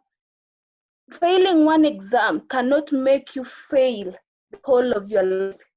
You might get pregnant at that teenage age, and You cannot fail the whole of your life. You can give birth and still go back to school. So parents also has a great role here. We should please support our children, encourage them, educate them, so that at least they can overcome this depression, they can overcome this disorder, this post-traumatic stress disorder. Yeah, that is all I have for today. Thank you so much, Linda, for sharing. Because of time, I'll just give Dorothy the chance to now elaborate on the challenges and the mental health effects, then we can go to the way forward. Jolie, I think listening from the two ladies, we've had all these challenges. They brought them up in the best way that they know, and it is evident that issues to do with mental health have a way of impacting have a way of having an influence to teenage girls. And Ashley mentioned several of them, being the issue that you have to drop out of school, and that's disrupting your schooling, issues to do with taking care of a child when you're also a child and was not prepared for it. And so you find yourself in a situation where you have to to learn a new thing that you are psychologically not prepared for. Issue to do with single parenting at that tender age. Issue to do with she talked about no parental manual, and there is never a parental manual. So you have to start learning, not now through your books, but just how to take care of this little human that you're raising. And so mental health cuts across all these issues. And so she mentioned about, actually Linda mentioned about the need for support, social support, in terms of ensuring that young girls, and I like her quote that failing once is not like failing the whole of your life. So there is need for having that social support. I know also Ashley talked about the peer influence, and she talked about pleasure. I don't know how that is. I just wanted to have some pleasure, and I ended up getting pregnant. But are we able, because mental health is also about how do we control our emotions, So if you feel like today you're overwhelmed, how then do you control, your hormones and play put and stay put? So that is one thing that we really need to empower and sensitize our sisters, our siblings, and the young girls about, and just being candid with them and tell them, the reality on the ground. And I like it when people who've had that experience, like Ashley's friend, and walking that journey of being a teenager, going back now to advise the other girls and tell them, guys, you see, I am an example of this, and this is what I had to go through during that period of time. And so mentorship really plays a key role. And so I want to encourage some of us who have passed through this stage to also be in a position to identify young girls. But then, Jolie, it starts with that young girl identifying you as a role model, because even as we want to put blame on parents for being harsh, for being not being able to communicate, it also starts with you. No parents wants the worst for their children. And probably that harshness is what they think is important for you, so that you know the boundaries of engagement with the outside world. Some of us who were raised in military camp, I call my mother, a lieutenant colonel, because the things you wouldn't think of doing, because the repercussions, ile utachapwa that kwa hiyo nyumba. So unapiga hesabu unasema, I think today I'm not ready for that kind of meeting, and so let it slide. And it really cushioned us from, doing a lot of things. We were in a place where unaway mtu amekuja mbia tuende reggae, and you're like, okay, nitaenda reggae. Ninarudi kwa nyumba ya nani? Kiboko. So, you know, those repercussions. And me, personally, huwa najiambia today that had my mother not been that harsh, walai ningepotea njia kidogo. Her harshness iliniweka kwa, you know, on the straight path, because I knew the repercussions. It was so clear, it was so stated there. These are the repercussions. You do this, you face the consequences. Yeah. And today, like I said before, having that conversation with my mother, it's something that saizi niko third floor, ndio nazakalisha mama yangu tuanze kuongea na nikimkumbusha how she was harsh, how she never used to do these things. But again, it calls for us that intentional move that I will approach you, Jolie, and talk to you and tell you my issue and confide in you.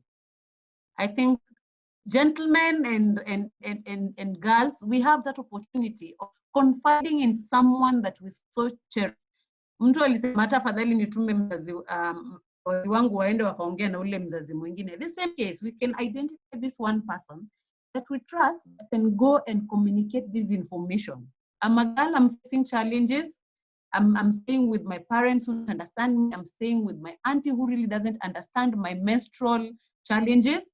But then, does it mean that I cannot talk to someone else, yet another auntie, that really go and explain to her in a situation where I'll open up to her and tell her, auntie, this is what I face and this is the challenges I'm facing. My auntie doesn't seem to understand. Can you go and talk to her? I think in my life, I did that a lot because I could not face my mother directly, but I identified her sister, her elder sister mwenye alikuwa anamsikiza sana. So I would go and tell her, auntie, you know what, please talk to your sister. Even ananichapa isaidi, mwambie hata akae chini na mimi aniongeleshe. So there is a way I found solace, and there is a way I will still communicate the same information to my mother indirectly or whichever way. I was talking about mentorship, and mentorship plays a key role in terms of ensuring that we also have someone we look up to also avoid these things. I mentioned about some of the things we learn from experience. Some of them is from admiring people who probably their journey we want to emulate. And so if I have a mentor, then it means I also want to follow in the same path. I want to be free with them so that they can also have an influence in my life. I can be free with them, share with them my story. I can always ask them for questions. I can always ask for their advice. Let me just say from adolescence, it's not easy. It's not really easy. It has a mixed, it has a cocktail of emotions, a cocktail of, you know, you don't know what is happening with your body. Everything is just mixed up. And so sometimes you just need this sober mind that will keep you in check. And so I would encourage people and even men. I don't think this is a conversation for women. You know, we have siblings, we have sons. It is for us to be bold, start being bold, you know, and start buying those, you know, the pads. You know, if you keep buying for them, then it shows that, you know, they can always also open up to you about their challenges. And if you're buying for your sister pads every month, and then all of a sudden they're not asking you for a pad, you can tell something is wrong from the word go. Yeah. And it's also an opportunity for you to, you know, to start discussing issues deeper and deeper. I'll tell you for sure, I'm a parent, but opening up, sitting down with your children and starting to talk, it's not a thing. And I don't think there's a parent who feels like, you know, it's an ABCD, I can always talk about it. It calls for a lot of reflection for a parent.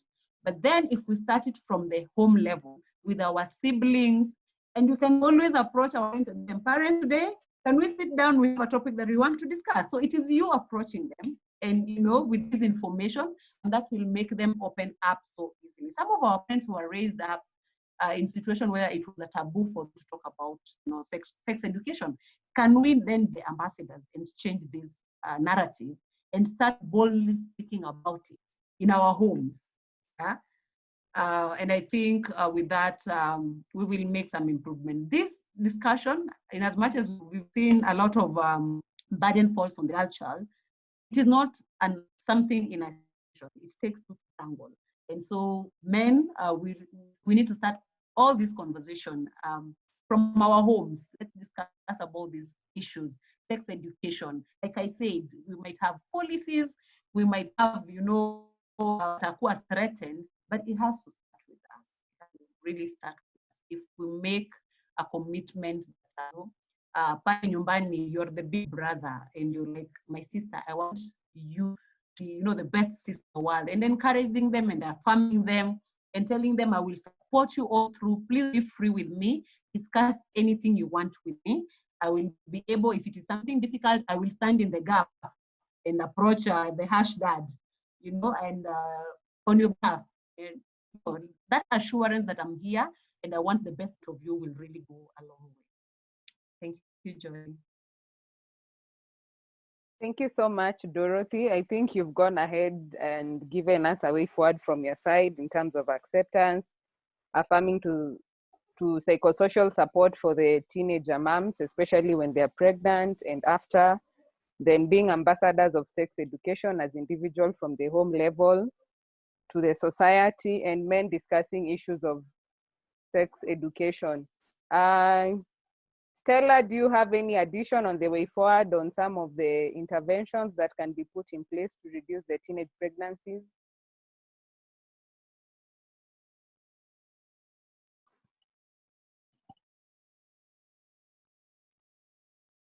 Stella, if you can hear me.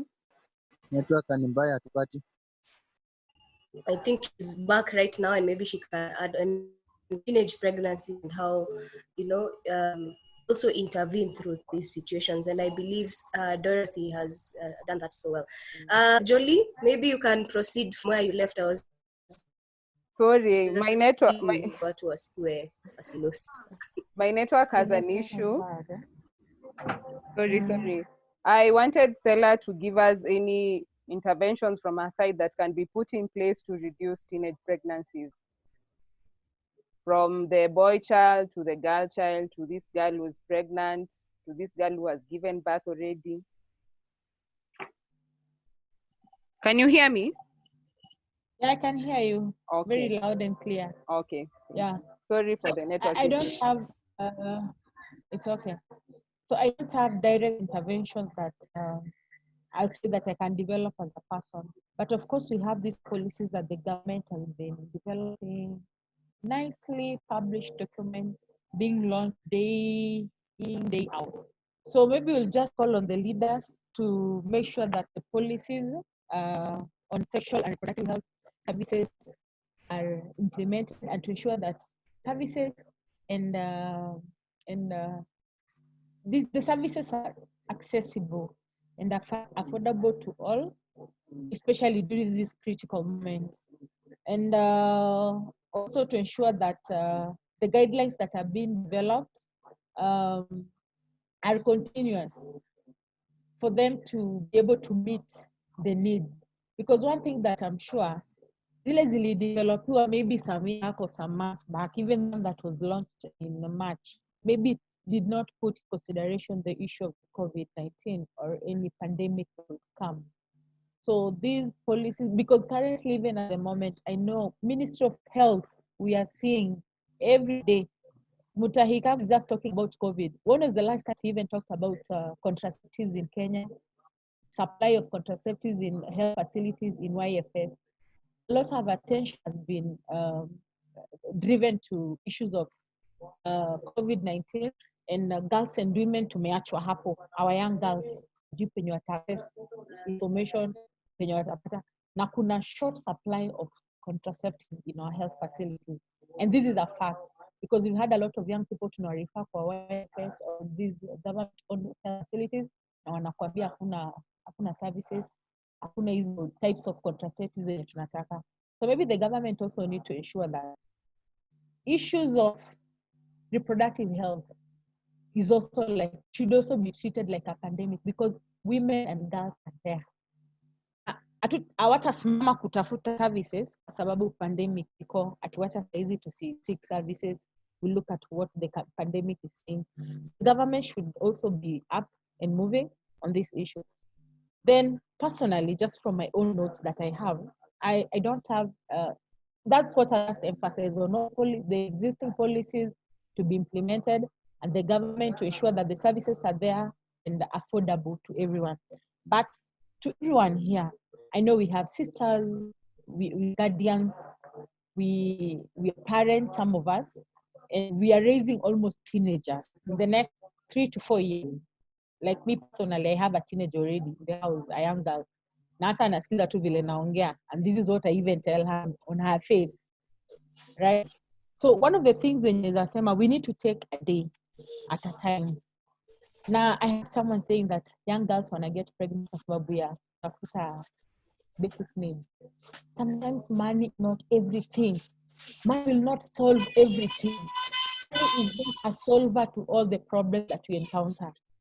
Right? So we need to take a day at a time. Let's tell our young people, let's caution our young people, both boys and girls, take a day at a time.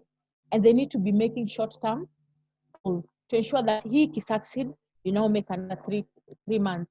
3 months he can go through, because to grow up to kijua, the beginning of the year, you need to make your plan. Then unafika March, hata ujapata hata moja, then lose track of everything. So let's talk to our young people to be making short-term goals and to monitor them. Then another thing, we need to learn to say no. Because the moment you say yes, especially to girls, the world will lump everything on your shoulder. Kazile utaambia bro, ni sawa, we can have sex. Bro, alafu siku hizi there's something, young people wanna have sex, wanaitana. 2 weeks ago I had such a case. They aliitwa kwa nyumba na aliitwa, she went for a date, na huyu boy wake alikuwa with hii rugged hair yenye vijana wanawekanga kwa mavichwa. But in between, as they were having sex, I realized the guy who was there now did not have the rugged hair. That is when she realized that she's not just having sex with one man, but more than one man. So young men, wengi wao, especially wanatoka hizi mitaa zetu, wataitana, kama niko na bash yenyewe ni nini? It's a girl they want to kiss on. As young adults, let's tell our young girls, our nieces, our neighbors, our daughters to learn to say no. Then another one, they need to keep spaces that nourish them. If a space is not safe for you, walk away. No one will kill you. No one will force you to stay there. If you feel the space is not safe for you, please walk away. You don't fit to be there, walk away. They don't celebrate you, walk away. They intimidate you, walk away. Want to abuse you, walk away. Then manage yourself and self-regulate yourself also. If you cannot manage yourself, your emotions, whom do you want to manage you? Nani atakumanage? Parents are busy. Tunatafuta basic needs. How can I manage your emotions? So as let's talk to our girls, our teenagers. They need to learn how to manage their emotions and expectations also. They need to practice self-motivation to be positive always. Always be positive. Usikuwa unaangalia on the negative side, because your elder sister got pregnant, your second pia ka get pregnant. Sasa pia unakaa hapo unasema hata pia mimi najua nita get pregnant. You will get pregnant because what you preach is what will come true. Then lastly, have a social skill with you. And this I normally tell my girls, learn to negotiate for safe sex. Whatever the circumstance, learn to negotiate for yourself. If you cannot negotiate yourself, kuna space yote yenye watu watakubali. People will not accept you. But the moment you learn how to negotiate for yourself, and negotiating yourself, sorry, you need to know how to package yourself also. Sorry for that. As well, you need to know your worth.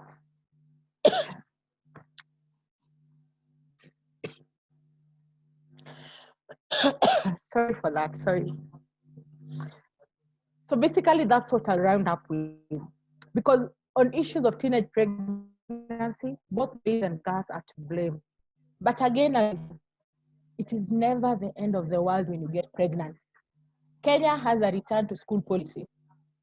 So we need to ensure also, sisi wenye tuko hapa kwa hii forum, if you see a girl kamimba, na amemaliza kupata mtoto na amekaa bado home, you need to follow up.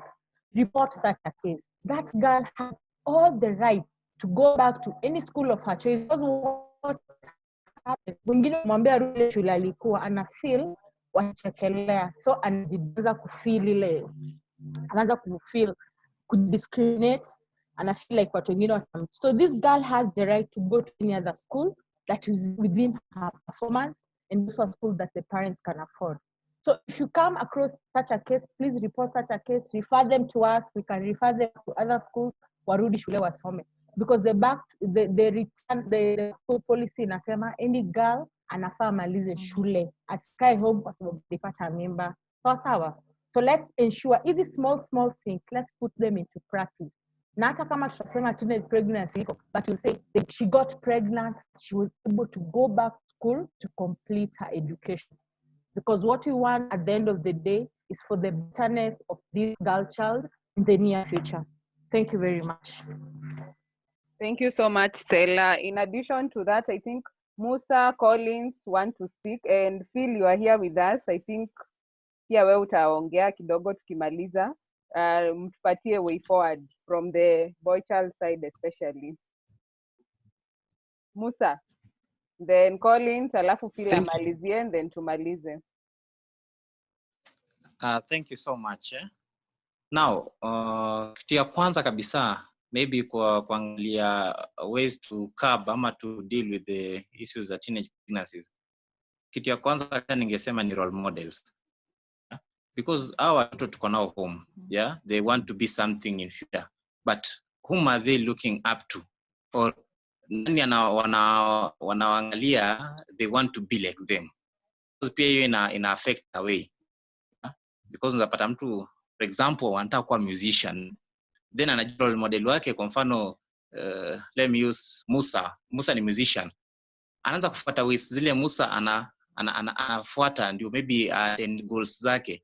Hatujui nini Musa wanafanya behind the curtains. So wakati ana get deep into what Musa does, in fall prey to now the circumstances of being pregnant or so. Yeah, so role model pia it's an issue. Then kuna kitu ilitajwa hapa hivi, sex for fish for sex. Nafikiria pia hiyo sasa ni level ya poverty or something. Hiyo pia tunafaa tuangalie, yeah. So kwangu sisema it's much of a factor, yeah, because watu wengi venye Doti amesema, as an example, ameishi kule coach na amejua kudeal na issues in her own way, yeah. So strength yako, principles, personality pia ina matter, yeah. So hiyo pia ni issue kubwa, yeah. Inafaa iangaliwe, kama siseme kwa sababu nilikuwa sina do nikabaki nile nitafute do nini, na ndio maana nika fall into such a matter. Then tunaangalia, tunaona madem teenagers body wise they are not mature, yeah, that's a fact, sindio? So hawana experience. Unapata mtu amepata ball, maybe ule ambaye ameattain the age of 18 and above, body yake tayari ishajiingiza kwa system ambayo hata akipata hiyo ball ana ile stress sana, yeah, compared to ule ambaye ako below hiyo age ya 18 ama ambaye ako kwa teenage, yeah. So maturity ya body pia ina matter. So madem ni poa wakijiweka at least afike kwa hiyo maturity ambayo inaanzia kwa brain, yeah, inaanzia kwa brain, kwa sababu sisi kama wazazi inafaa to inform ama to empower watu wetu in terms of knowledge, ya kujua kwamba kuna consequences, kuna nitonga madhara kwa Kiswahili, yeah, ya kupata mimba wakiwa bado wachanga, yeah. Let's give examples of like fistula, yeah, for those wale wamekuwa kwa drama industry, like me, the winning play last year at the nationals was basically on teenage pregnancy. Mtoto amepata bola akiwa mtoto, sabaliftiwa, then ameenda shule, ndiye ameenda kwa hiyo ni Stella amesema the back to school policy, yes, but kuna condition nyingine imekuja along that, and experience the inaitwa fistula, unaona. So ina create another problem tena, anakuwa discriminated and such issues. So wakati inform, wakati tunaambia wakati tuna wa orient kwa mambo ya inaitwaje, kwa mambo ya sex, especially the teenage, tuambie consequences na to bring deep into the problems that come with teenage sex. Nafikiria kwa sasa nzafikisha hapo. Thank you so much, Musa. Collins. Thank you so much, Jolie. Tunakusikia. Okay, I wanted to talk to policymakers, akina Phil, Stella, and Doti, na the rest, on issues concerning curriculum-based interventions. When these things are being created, I think we need to design some ways in which we can address teenage pregnancies indirectly. Hakuna curriculum up to date yenye inaongelea the best approach on 3 C's. 3 C's, what do I mean? 3 good things. Thing 1, challenges. What are these challenges that zina contribute to teenage pregnancies? Mi sizitangi problems. Problems, ukitajia mtu problem aona ni ukuta yenye hezi bomoa. But when you call it a challenge is something that you can overcome. You just need a way of overcoming it, and things are learned. So, what are these challenges that they go? Let's not say that hakuna factors that these girls indulge in sex. Ziko. Let's face them. These are the challenges. How can you address these challenges? Let's go to the root community. I'm talking about the curriculum-based interventions. Let's go to the community, get the issues. When you're developing these things that we need in the curriculum to address these issues, like girls getting pregnant and both making uninformed choices, these are the things that we need to literally put in the curriculum. Thing 2, choices that our boys and girls make. Can we explore all the choices they make when they are faced with these challenges? Ni nini ataanza kufikiria kama kwa baba na mama wanapigana every time anda kukimbia kwa kijana fulani? What will come into their minds wakati wanasema brother yake anamtukananga kila siku, hataki kukaa kwa nyumba, atafikiria kwenda kaa kwa friends? What are some of the choices these girls and boys make when they are faced with a lot of challenges from the family level, from peers, school, a lot of pressure that come into in their surrounding? And then thing three, the choices now they make. No, I mean the consequences that come with the choices they make. We need to start exploring some of the consequences. If we are talking about even a kijana do this and this, explore consequences of that choice yenye tulikuwa tumejaribu kuangalia awali. So these things, if not keenly looked into, even the curriculums we train at our life skills at shule up to date, even the Kenyan government, KICD, there's nothing, totally nothing yenye inaonyesha mtoto we can build on self-efficacy, ways in which you'll be able to challenge all the challenges that come into your life, the skills that you need to address the issues that happen to you. Hakuna. So the curriculum-based interventions that we'll try and form would be one of the best ways in which you can address this, because if we do this nationally, all policymakers, and I know Phil is listening, this needs to be tabled in those technical working group. Literally, they need to understand what is happening, how chini, and not from the level, I don't know, WHO or SGBV working group. We need to come to the ground and understand how this person deals with the challenges, some of the choices they make, and consequences that come with it, and make informed choices from that. I don't have much to say. Thank you. Asante sana Collins. Philip, kwako. Yes, Nick. Asante sana Julie kwa kunipa nafasi. Nafurahi nimefika kusikia mjadala vile ilivyokuwa inaendeshwa. Asante sana Stella na Dorothy. You've done a great job, and sometimes listening gives you a wealth of knowledge, and you get very good nuggets of wisdom from the people who are speaking. And thank you so much, Dorothy and Stella, for your perspectives. But I want to give my 2 cents on very quick on some of the things that, even as we talk to girls and boys, they really need to understand so that we can help prevent issues of teenage pregnancy. One, we must remember the 3 C's. That's the choices, challenges and the consequences. So for you as a teenage girl or a boy, one of the things that you need to understand is that every time that you do anything that you do, first and foremost, remember you will be held accountable for everything that you do. And therefore, before you do anything, when you're making that choice, remember those choices of course have consequences, and the consequences might be positive, and some of them could also be negative.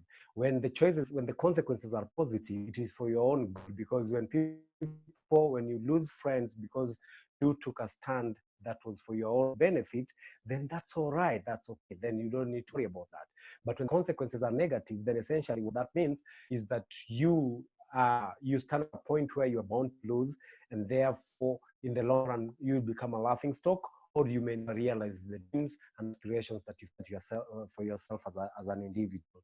Having said that, it's important for us to remember that when we talk to the teenagers, we need to emphasize on issues that they ask themselves constantly. Like, for instance, how do I know that I'm in love?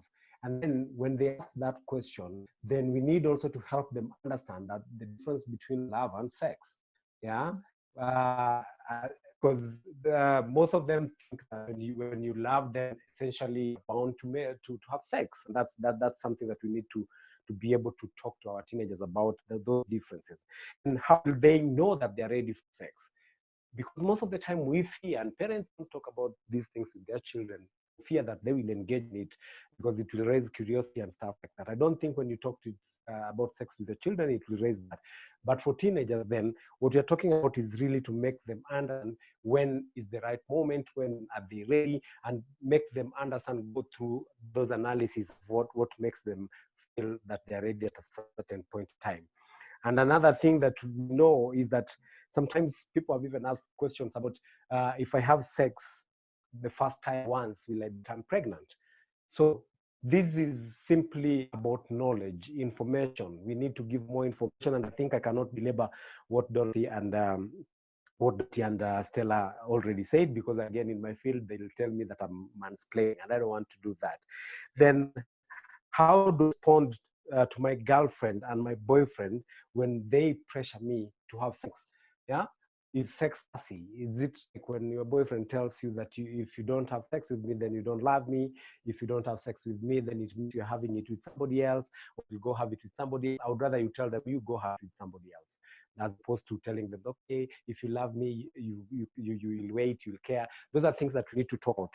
What about contraceptives? I know as a country, we are socialized not to believe in these issues of contraceptives, but it is apparent that our kids are having sex. It is out there, and we are seeing with the numbers. They say numbers don't lie. So if kids are having sex, then it is we must get to a point where we allow for contraceptives, and not only contraceptives, but also to start from a point of making them understand how they work. Because we've had situations where mwingine anasema atavaa sidi mbili, nikivaa sidi mbili uta get pregnant, raba kwa raba zinateleza, hawajui vitu kama hivyo. So lazima tuwafunze na wajue vizuri mambo kama hayo. Then I want us also to think about in as much as we want to talk about teenage pregnancy, we must remember to tell the girls especially that they've got a lot more to lose. The policies that we have, notwithstanding of return to school, all that Stella talked about, that is okay, return to school. But remember, some of them may not even return because of that discrimination that they experience, not only based on that same school, but even when they go to those places, and that the socialization, the issues around how we perceive pregnancy, and somebody has become pregnant, and how you become isolated. So that's important to think about, that girls have a lot to lose, because you become pregnant based on the issues that Linda raised. You realize that the boy will be in a position to even help you raise this child, even nurture the child. And the same is even in marriages, where mothers have got more responsibilities in raising and nurturing children than the fathers are in our context, and we cannot run away from that. So it's important the girls to understand deeply how getting to becoming sexually active is a risk factor for them to be able not to realize their dreams and aspirations only in life, or even fulfill their potential. And therefore, even as we educate teenagers, we need time for the girls, we need time for boys.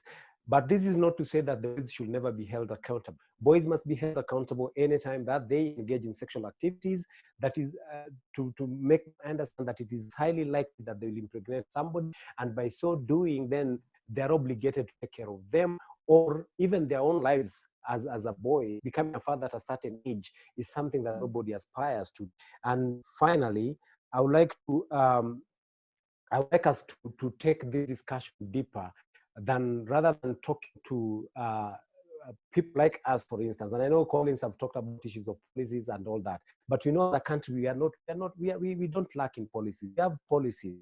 They're gathering dust somewhere. So what we need to do more is really community engagements. We do community mobilization. We talk to the teenagers. We talk to the parents, because again, this is an everybody's affair. It's all and sundry must be engaged in processes of educating masses and making sure that our teens really understand what is this that is called sex, and how does it affect me as an individual, how does it affect interpersonal relationships, how does it affect me at the institutional level, which is the community, the community, the culture, the religion, the things that we're talking about, and how does it affect us generally as a society at the ideological level. And I think by doing that, then essentially we'll be at a point of being sure that our society is growing at a level where everybody understands what is the need for them and what affects them, what are the challenges, what are the consequences, and how then they need to make choices that make them define their being and make them realize their potential.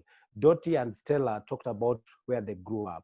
They were born and bred in those what we call resource-constrained settings, yet they never engaged in certain activities that people claim to drive them to the drivers of engaging in early sex.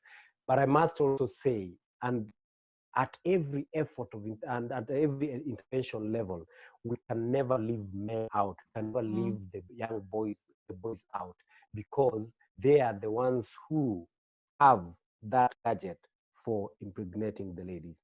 And we cannot continue blaming the ladies simply because they engage in sex, not remembering the fact that the power imbalance that they have. Boys, even when you're talking about contraception, boys determine whether that is going to be used or not. So the power imbalances is something that we must talk about. But then who are we addressing these issues of power imbalance to? It is the boys. So they must be at the center of caring for the girls and making sure that which they don't want their sisters to go through, they will not want another sister, daughter to go through. Thank you. Thank you so much, Philip. Hello. Hello. Mnanisikia? Hello. Hello. Yes. Oh, mnanisikia? I can hear you. Okay. Thank you so much. From me is just to thank you for coming on board. I'll hand it over to my colleague who will close this meeting. Nelly, as you finish, then wrap up. Right. So thank you so much to our guests who've really given us like enough knowledge. And I believe that's even not enough, because we've had also additions from Musa, from Collins, and also from Phil, who've talked about this particular menace and issue. And it's really, really just enlightening and insightful at the same time. And I appreciate that. And I believe our youths who've remained with us have also appreciated the same. And maybe to just complement what Colin said, I'd like to say that if we neglect also the community reasons or the environmental factors that we grew up in, it is also a very big gap that we're also creating, because you're saying that we do not care where you've come from or what is that you're going. We are just here to solve your issue and accept that we're here to solve your issue, and that is not the right way to go about it. So in the spirit of whatever it is that you've said, I believe Dorothy and Stella, from when I listened to your stories about where you come from also, I believe your environment was also protective. Dorothy, you mentioned that you had a really strict mom and someone who was there to discipline you. remember, we don't come from the same background. So probably these avenues aren't there for these children and these girls and these boys also. So it's like you're left to your own devices. So it's good also to consider that while doing so. That's why it's not good to take people as a collective, but rather listen to them and create these necessary interventions that Collins mentioned that would really, you know, break down how are we going to intervene to a particular demographic, how are we going to intervene to another demographic, because also receiving this compliment and places like the way you've mentioned the football scholarships that kids were getting, that was a really big you know, an area where anyone could exploit those girls and they would use them for their very own agenda. But if there was another person who would show them and you know, try and guide them through that process, it would be nice. So probably you went back home to your mothers, you went back home to your homes, and people were there for you. The other ladies, they didn't have that you know, someone to be there for them like that. There are people who have also esteem issues, and those are very, very, and that's why I'm saying it's a very deep topic, and I wouldn't like to intervene on whatever you said. I just like want to marinate, let that whatever you learned today marinate. So thank you so much, Julie, our host. Thank you for our guests. Thank you for also the men who contributed to today's session. And I believe it's not over yet, and we can try and maybe approach it from the grassroots level to our level best, whatever we can do to educate and to pass this information to our society and our community. So I'm done, Julie, and I believe we can end the meeting. Asanteni sana kwa kukuja, kwa wenye wamekaa hadi saa hii. Thank you so much.